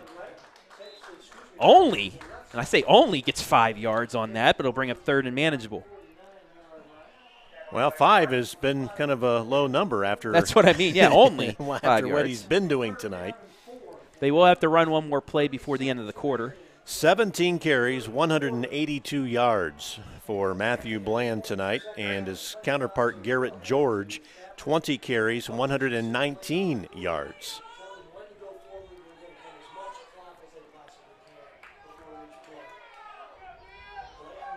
Third and 3. Bland is going to keep it. He's going to look to pass first, but now he's going to hold on to it. He's going to get the first down. Cut to his right. He's still up, and he's going to run out of bounds. First down, Mount Gilead. And he just continues to impress. He got 13 on that run. Kind of leaning back and looking because we all know that according to this game, Matthew Bland is a home run hitter. 4 seconds remaining here in the third quarter. He ran out of bounds, so they will get one more play off. 195 yards for Matthew Bland, and we still have a quarter to go. His legs have to be tired. Fakes the handoff, has a little bit of room, and he's going to get bottled up, but still get positive yardage, and that's how quarter number 3 will end. Mount Gilead looking to finish this one off on this drive. They're up by 21. Fourth quarter coming up next.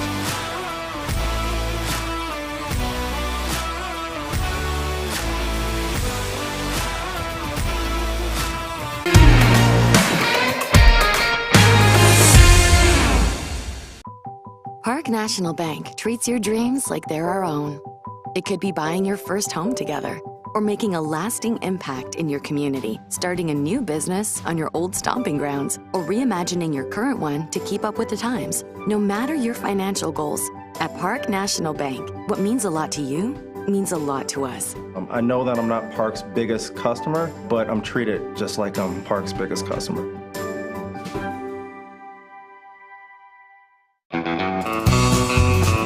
I'm Travis Big League Berardi. Catch me every week with my Country Roads rankings. We'll go over the small school top 10 football schools here in the area.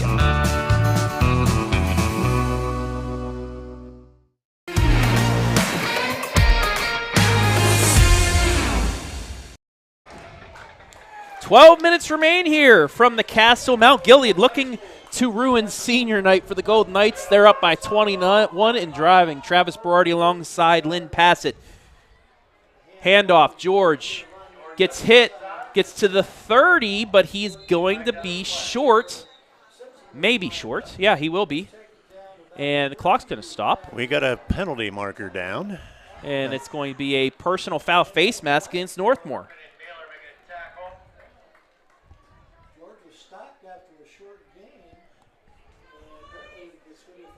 That's going to be a 15-yarder. Third penalty of the night for 35 yards against Northmor. So it'll be 1st and 10 from the 33. An update after 3 quarters at Danville. Centerburg with the 10-8 lead. That one continues to be a nail-biter.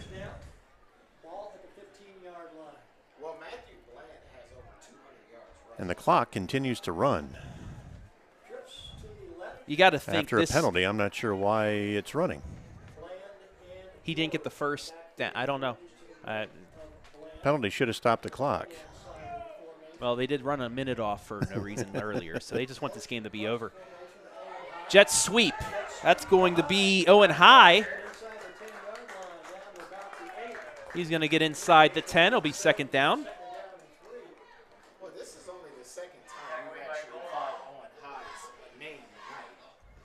But you have to think if Mount Gilead punches this in, this one's done. This one may be done as of right now because we're not seeing a whole lot of life from that Northmor offense. Even if they turn them away here with nothing, it's going to be a tough road to hoe when you're down 3 touchdowns. 11 minutes left in regulation. 3 wide to the left for Bland. Owen High in motion. Fakes the jet sweep. Bland this time read perfectly and taken down. One of the few times that he hasn't gotten a whole lot. In fact, I'm not sure he got anything. and he is at the 200-yard mark right now. 20 carries, 200 yards. I can do the math. That's 10 yards per carry. That's the easiest one to do, right? Well, I was hoping he'd stay there. Charles Naylor on the tackle. He read that perfectly. That's one adjustment they have kind of made here in the second half. They've been lining Naylor up in that nose guard position quite a bit. Hands off to George. Original hit, bounces off to his right, gets down towards the 5, and he got the first down. Hard runner. It's been that way all night long. 21 carries, 123 yards for George. 18 first downs unofficially is what I have them down for, and Northmor with only 9 on the night. First and goal from the 5.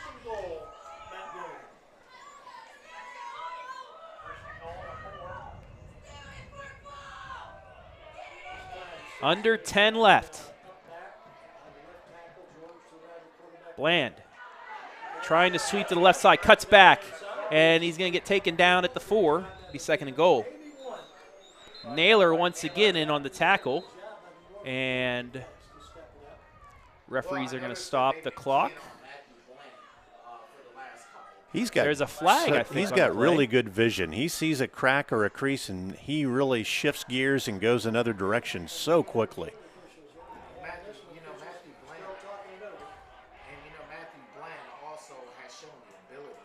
Personal foul against, there's the personal fouls. And that'll be an automatic first down and then half the distance to the goal, so it's going to go down to about the 1, maybe the 2. It looks like the 1. Let's see where that is. The keeper cuts back, down. Still remains first down. First and goal, Indians from the 1-yard line. I don't, unless something was said. Verbal, yeah, it might have been a verbal. Had to have been verbal because there was no pushing. They helped Bland up, so it had to have been something said there. First and goal now from the 1. Hand to George. Is he in? Yep. Yes, he is. Garrett George puts this one away for Mount Gilead.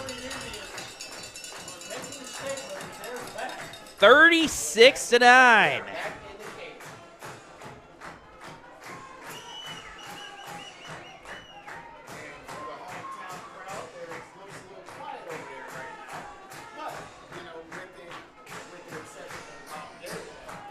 And as they've done all night long, here comes the 2-point conversion. And flags. False start. Going to move him back.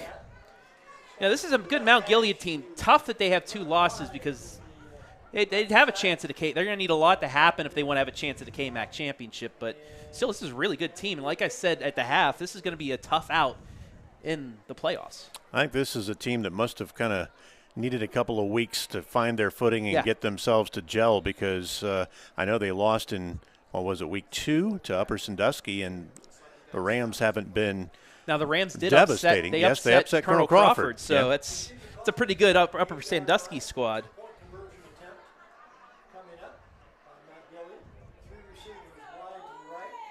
Yeah, they had a loss 43-22 to Fredericktown and then 28-14 to Centerburg. And the 2-point try is intercepted. Bryson Kearns with the pick. Makes it 36-9. We'll take a quick break. Be back with the last 9-10 after this.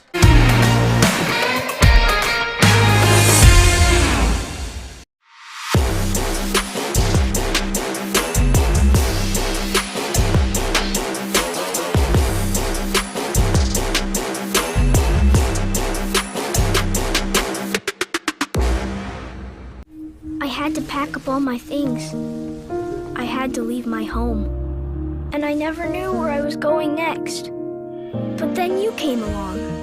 There's a child in foster care waiting for a volunteer like you.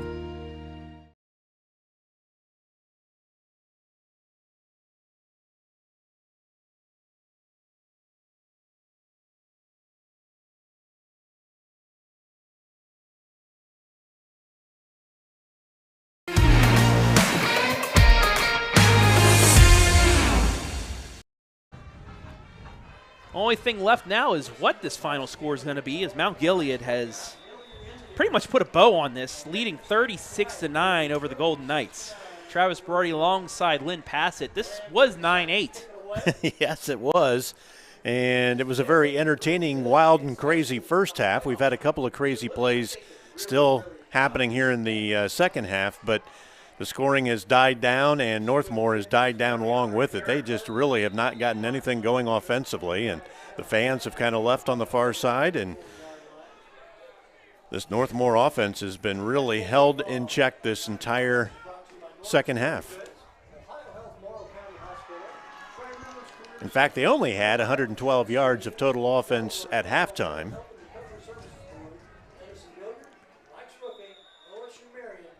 This big defensive line, their offensive linemen as well for Mount Gilead, just been able to shut things down, and haven't given A.J. Bauer a lot of time in that backfield.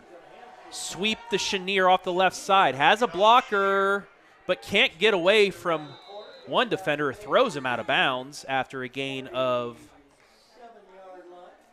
3. Bring up second down. Garrett George slung him to the ground. Makes it second down and 6.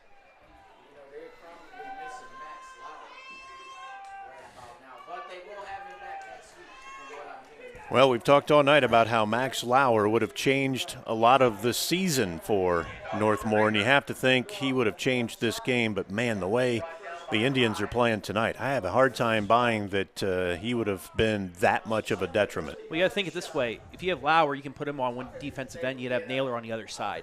So that kind of shuts down those ends instead of having Naylor, But they've been running between the tackles, too. They can do that as well. You just never know. Also, the running game for Northmor, what happens when Max Lauer comes into that. Nonetheless, Mount Gilead's played a phenomenal game here tonight. Absolutely. Both sides of the football. I'm very impressed with them. There's a fumble, I think. Ball is on the turf, and I believe the Indians have it. Yes, they do.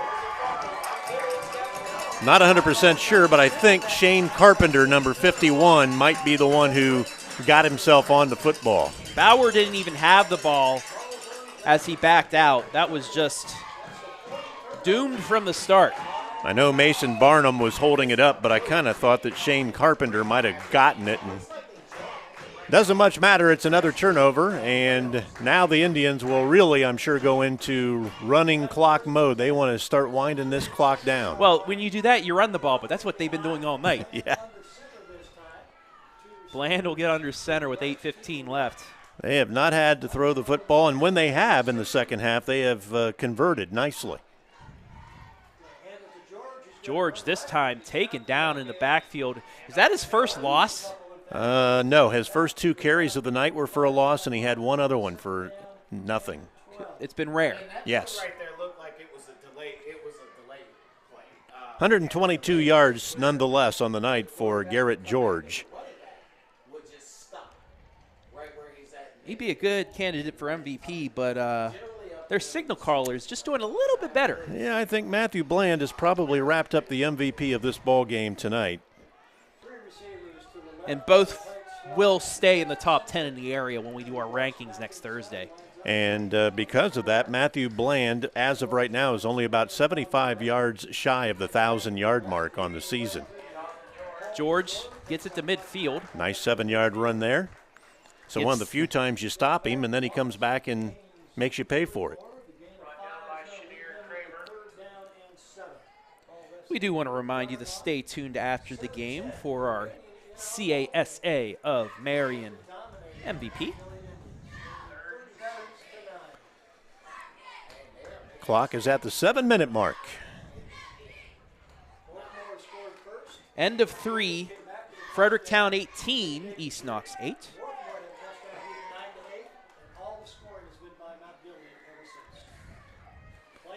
Bland's going to go to his right, and he's going to get close to the first down yardage. I think he's going to be a yard short. I'm sure they're going to go for it. And he will be a yard short, so he got 6. They may kick it here, but I would just go for it. Keep that clock rolling, break their will, and just get the conversion, and then you can really, really focus on. And you saw Gabe Simpson give the power. Let's run power signal with the muscles. And they're at least going to run this clock down to 0. I don't know if they'll call a timeout here. And I think they will. They got the refs right next to Coach. So 2-1. There's the timeout. 6 minutes remaining. And we're going to take one with them. 6 minutes left. Mount Gilead well on their way to their 5th victory of the season.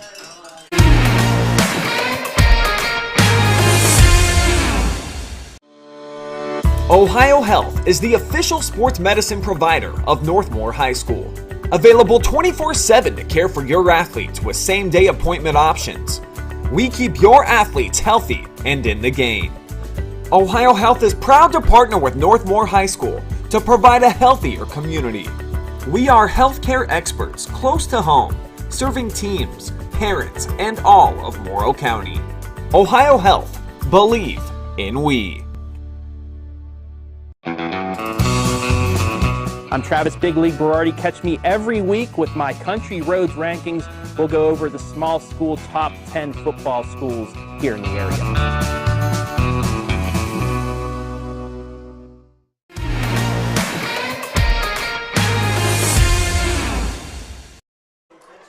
Fourth down and 1 for Mount Gilead.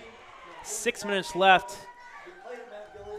Mount Gilead, they get Danville next week. That might be a battle, especially after Danville having to go up against Centerburg tonight. Centerburg still leading, I believe, 10-9 at the end of 3. Did Bland get bumped?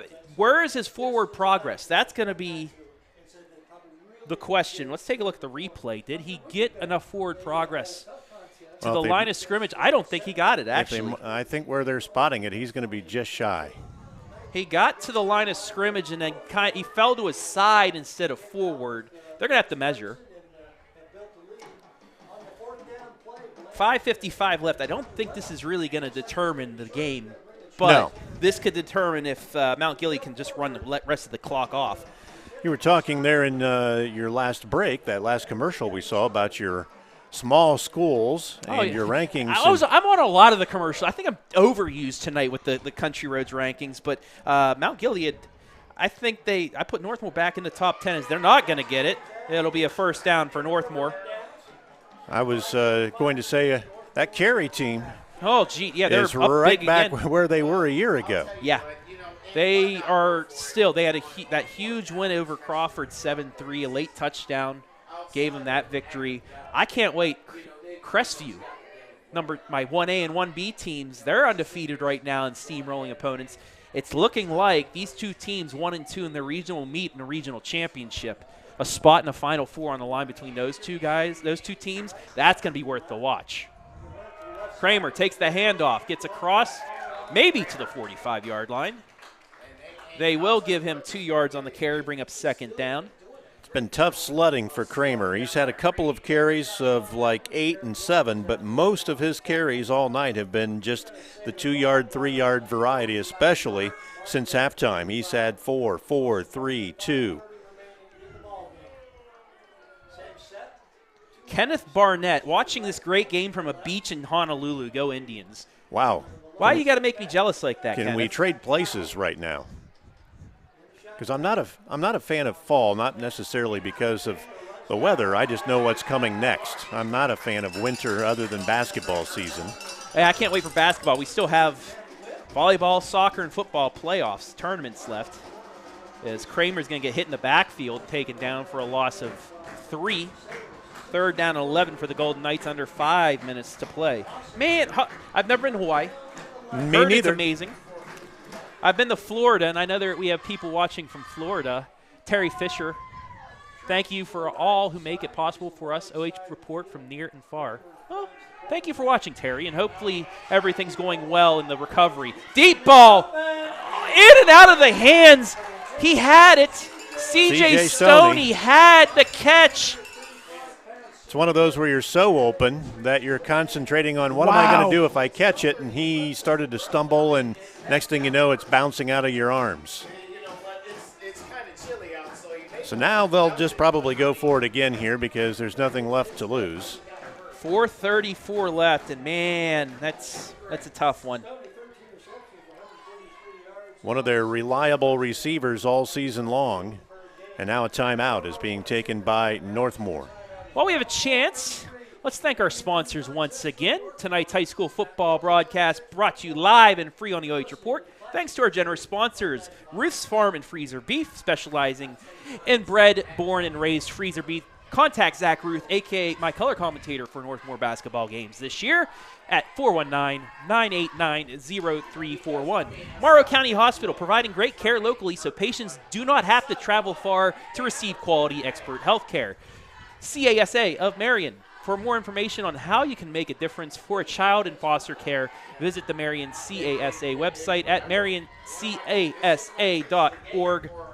Park National Bank, where you mean more, and your hometown CPA. Your hometown CPA specializes in accounting, bookkeeping, and consulting, and makes the ABCs as easy as 1, 2, 3. Contact Darlene Rogers today at 614-214-5479. 4th down and 11 for the Golden Knights here. Bauer's going to try and throw. He's going to go down the middle, and it is in and out of the hands once again. Turnover on downs. Well, that's pretty much the way the evening has gone, especially here in the second half for Northmor. They just can't seem to get anything to click, and then when they do, they drop the pass, or it's just been a problem second half. And you really got to credit this Mount Gilead defense. Absolutely. They have done everything that you could possibly do to wreck this Northmor offense. Their losses: Upper Sandusky week 2, 28-6. Fredericktown, where they actually blew a lead in the second half, 43-22. And then Centerburg, who's right now up on Danville by a point, 28-14. And they get Danville next week. That's a big one because tonight Mount Gilead gets a win. They're going to move up in the rankings, probably into the top 8 as that handoff to George gets positive yards. This will probably put them into the top 8. They were at 10th coming into tonight with the bonus points. If they can defeat Danville next week, that's going to vault them up, and maybe with some help, Mount Gilead has an outside, and I mean an outside shot, at maybe getting 2 home games. They're only about 1.5 average points out. Well, this is the time of the year where not only do you want to win, but you want the teams that you have beaten to win to get you those second-level points. Yes. So as long as they're getting points off Northmor the rest of the way, that would be a big help to them. And Bland takes a big lick. Well, Naylor nailed him. This is where you might want to put your backups in because you don't want to get your guys hurt there. Naylor, it was a clean play, but it's something where you could get your knee bent over or something like that. That was an ugly way to fall right there, that's for sure. But Matthew Bland right back up, ready to go, him and George as well. 3:14 and counting left in this one, so I would just try to get through this with nothing crazy happening. Both of these teams, big matchups next week. I'll be in Centerburg as Northmor takes on Centerburg, and then Mount Gilead and Danville. So the 2 top teams will play these 2 squads.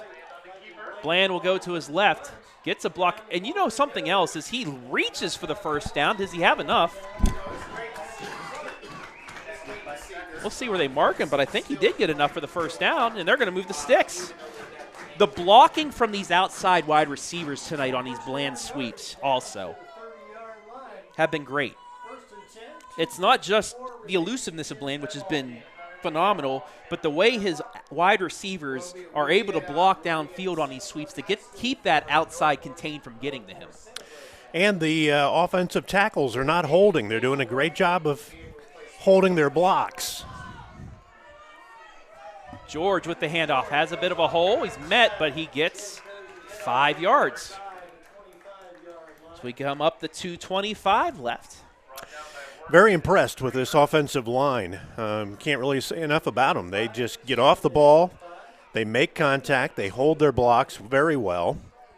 They drive through the opponent, and they move people. And then the running backs just do a great job of following their blockers. They're patient. They don't try to really – if the call is supposed to go in the B gap, they're patient, and if it's not there, they'll take it outside. They'll bounce it if they need to. Fredericktown pulling away from East Knox. They're up 31-8 with 3:25 left. George hit at the line, maybe gets a 1, gets a yard after that, brings up 3rd down. You'll see highlights of that game, the Centerburg-Danville game, this one. Scores from all around the area, much more tonight, 11:30 and about less, just 2 hours and 22 minutes away. We'll also have Mansfield Senior Worcester highlights as the TY Tigers are going to get a big win. Lucas and Lyndon McKinley, the Cubs, are on their way to getting a bounce-back victory on senior night.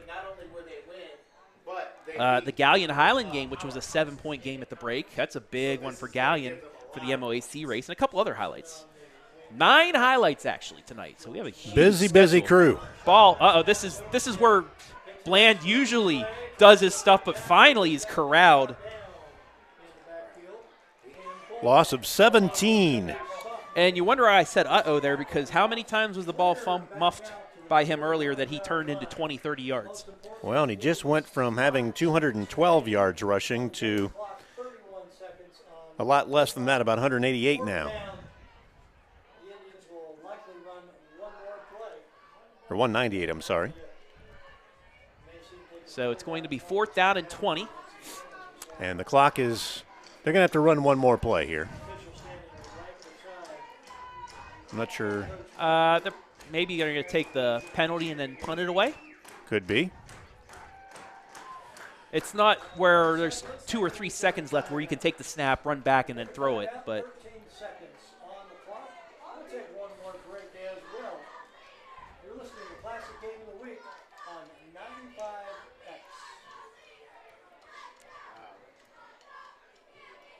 so a great effort here tonight by Mount Gilead. Northmor will be happy to have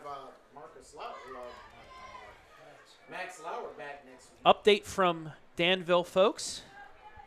Blue Devils are driving 3rd and 4 from the 3rd and goal from the Centerburg 4 with 2 minutes left. They trail 10-8. So that one coming down to the wire. Like we said, you'll be able to see that highlight tonight on the pigskin as Mount Gilead will punt this one away.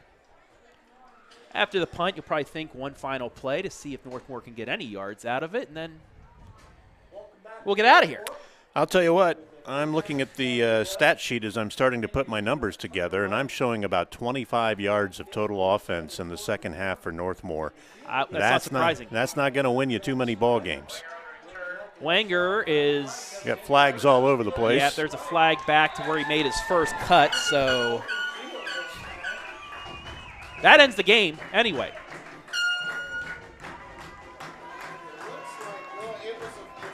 Flag will be declined, and that'll do it.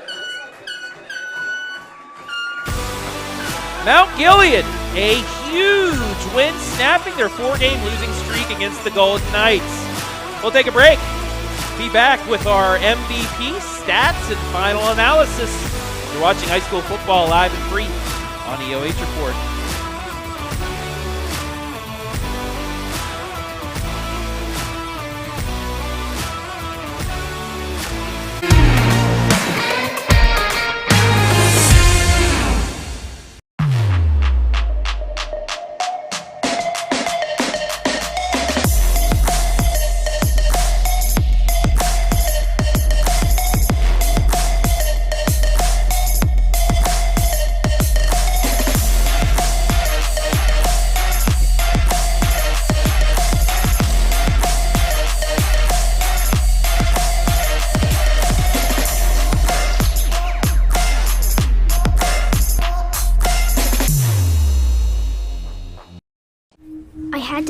All my things.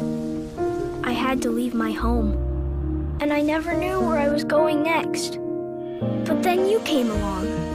There's a child in foster care waiting for a volunteer like you.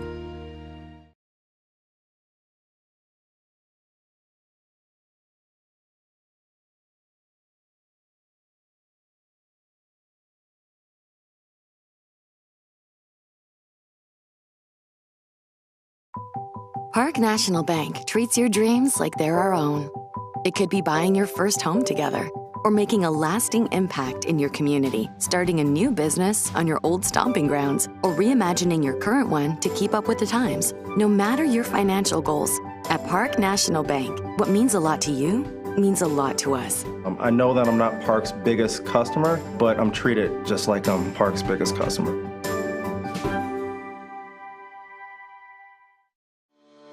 Morrow County Hospital, along with Ohio Health, is the official sports medicine provider of Mount Gilead High School.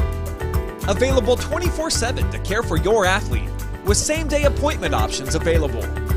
They keep your athletes healthy and in the game.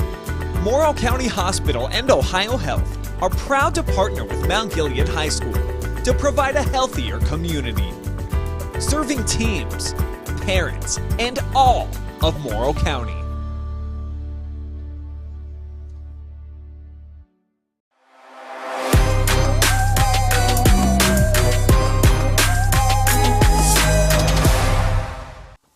Take a look at all the action from Friday night football right here in North Central Ohio with great analysis, highlights, coach interviews, and so much more every single Friday night right here on the OH Report.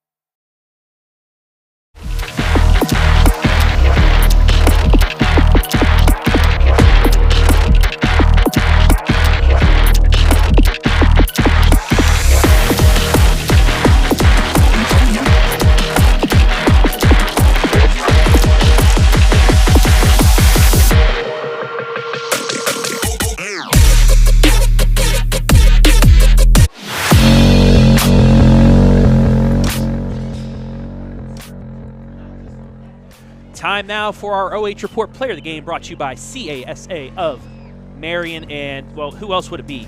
Matthew Bland. 22 carries, 198 yards, four. We had 4 touchdowns. He had 3 touchdowns tonight and 1 patch. So he actually had 4 total touchdowns.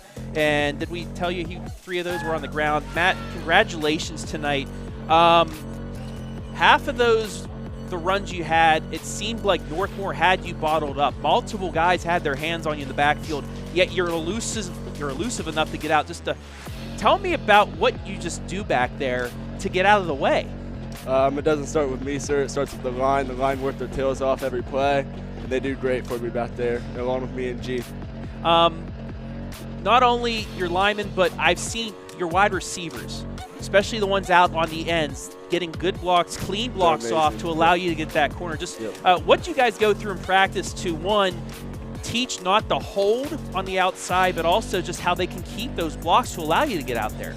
They're taught to kind of shed their block like a basketball where you box somebody out. They're kind of taught that, where that way they don't get a holding call or anything like that to bring the play back. And you also mentioned Garrett.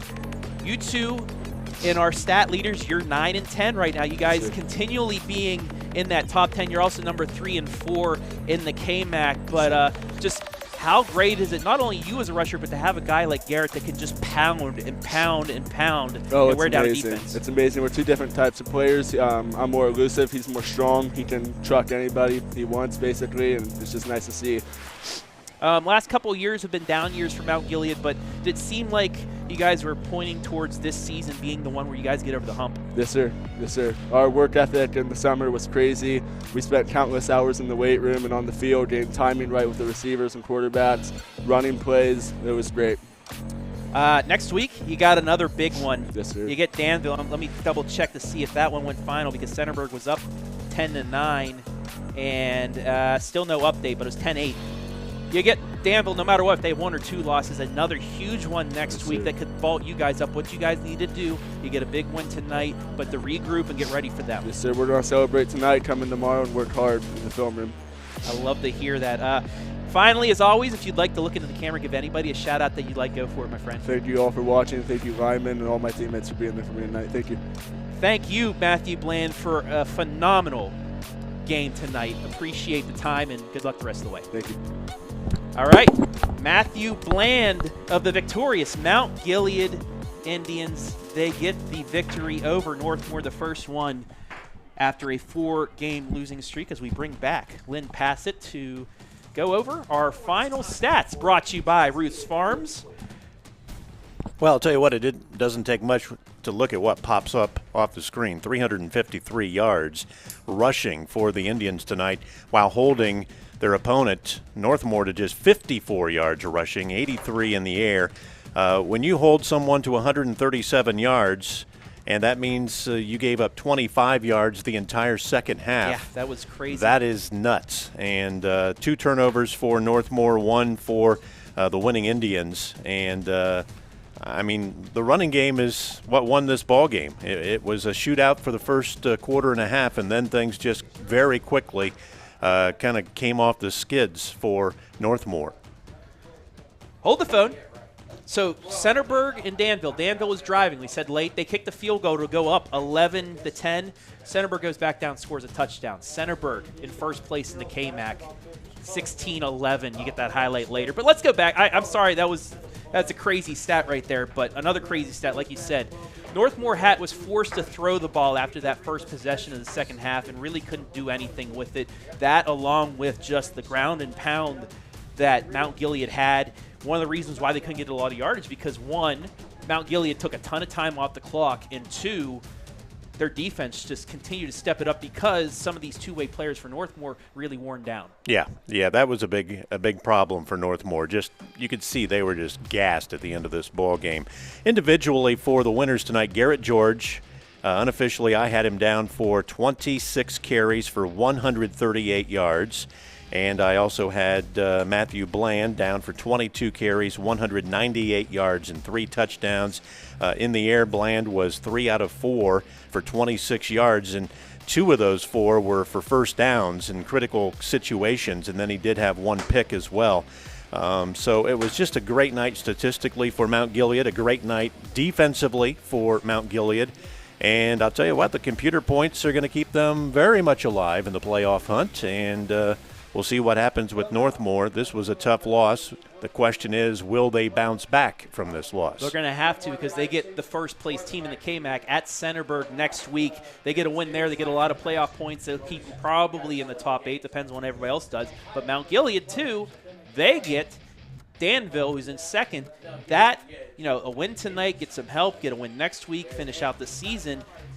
Maybe a backdoor sneak into that 4th spot to get 2 home games on that new field they got down at Mount Gilead. Yeah, I'll tell you what, they're going to have their hands full, though, with Danville next week. But, boy, if they could pull that one off, the points they'll grab from Danville and then their secondary level points, that will really vault them up. So we'll see what happens. Still a little bit of league games left, 2 more weeks, but anything can happen, as they say. So I'm just very impressed with Coach Mike Reed and his Mount Gilead Indians. A strong performance on the road tonight, beating a team that's celebrating senior night, and they got the job done. It looked like they were going to be in for a dogfight for about a quarter and a half, and then they just kind of enforced their will upon this Northmor team. As you take a look at a ritual for most football teams, the seniors taking one final trip down the field. I got to do that in high school. That one final time on your field. It's either win or lose. A lot of memories left on there. So that's a pretty cool moment. But both these teams still in the playoff hunt, and we'll see what goes on. But we'll see a recap of everything that happened tonight. 3 KMAC matchups will be on the Friday Night Pigskin at 11:30. We got the Fredericktown East Knox game, this one, and then the crazy finish down at Danville. We'll have all those for you and many, many more. And then I will try and break down all the playoff points and see what everybody has to do. But that'll wrap things up for now. Also, a big thank you to Mason, KMAC Plus, back here tonight. I got to meet him. Cool guy. Love what he's doing with KMAC stuff because, a very underrated conference that we're able to do. So hopefully more people get some coverage. So thanks to him. Hopefully I'll see him down the line. But we want to thank everybody for helping making this game possible tonight. Nick Jacobs, as always, great on the camera work. I want to thank everybody back at BS Media Productions, OH.REPORT, Brian Skronsky, Dory Hollenbeck, Adam Thompson, Hayden Gray, Garrett Parleck, Storm Blunchley. I want to thank our sponsors for tonight, our pregame, postgame, halftime sponsor, Ruth's Farm and Freezer Beef. Scoreboard sponsor, Morrow County Hospital. Our player of the game and instant replay sponsor, CASA of Marion. And our commercial sponsors, Morrow County Hospital, Park National Bank, CASA of Marion. And then our timeouts, our touchdowns, and our first down sponsor, your hometown CPA. I want to thank Blake Tackett and the fine folks here at Northmor High School for allowing us to bring you this game live and free. And most importantly, we want to thank you, the fans, for watching. Mount Gilead breaks the 4-game losing streak to Northmor.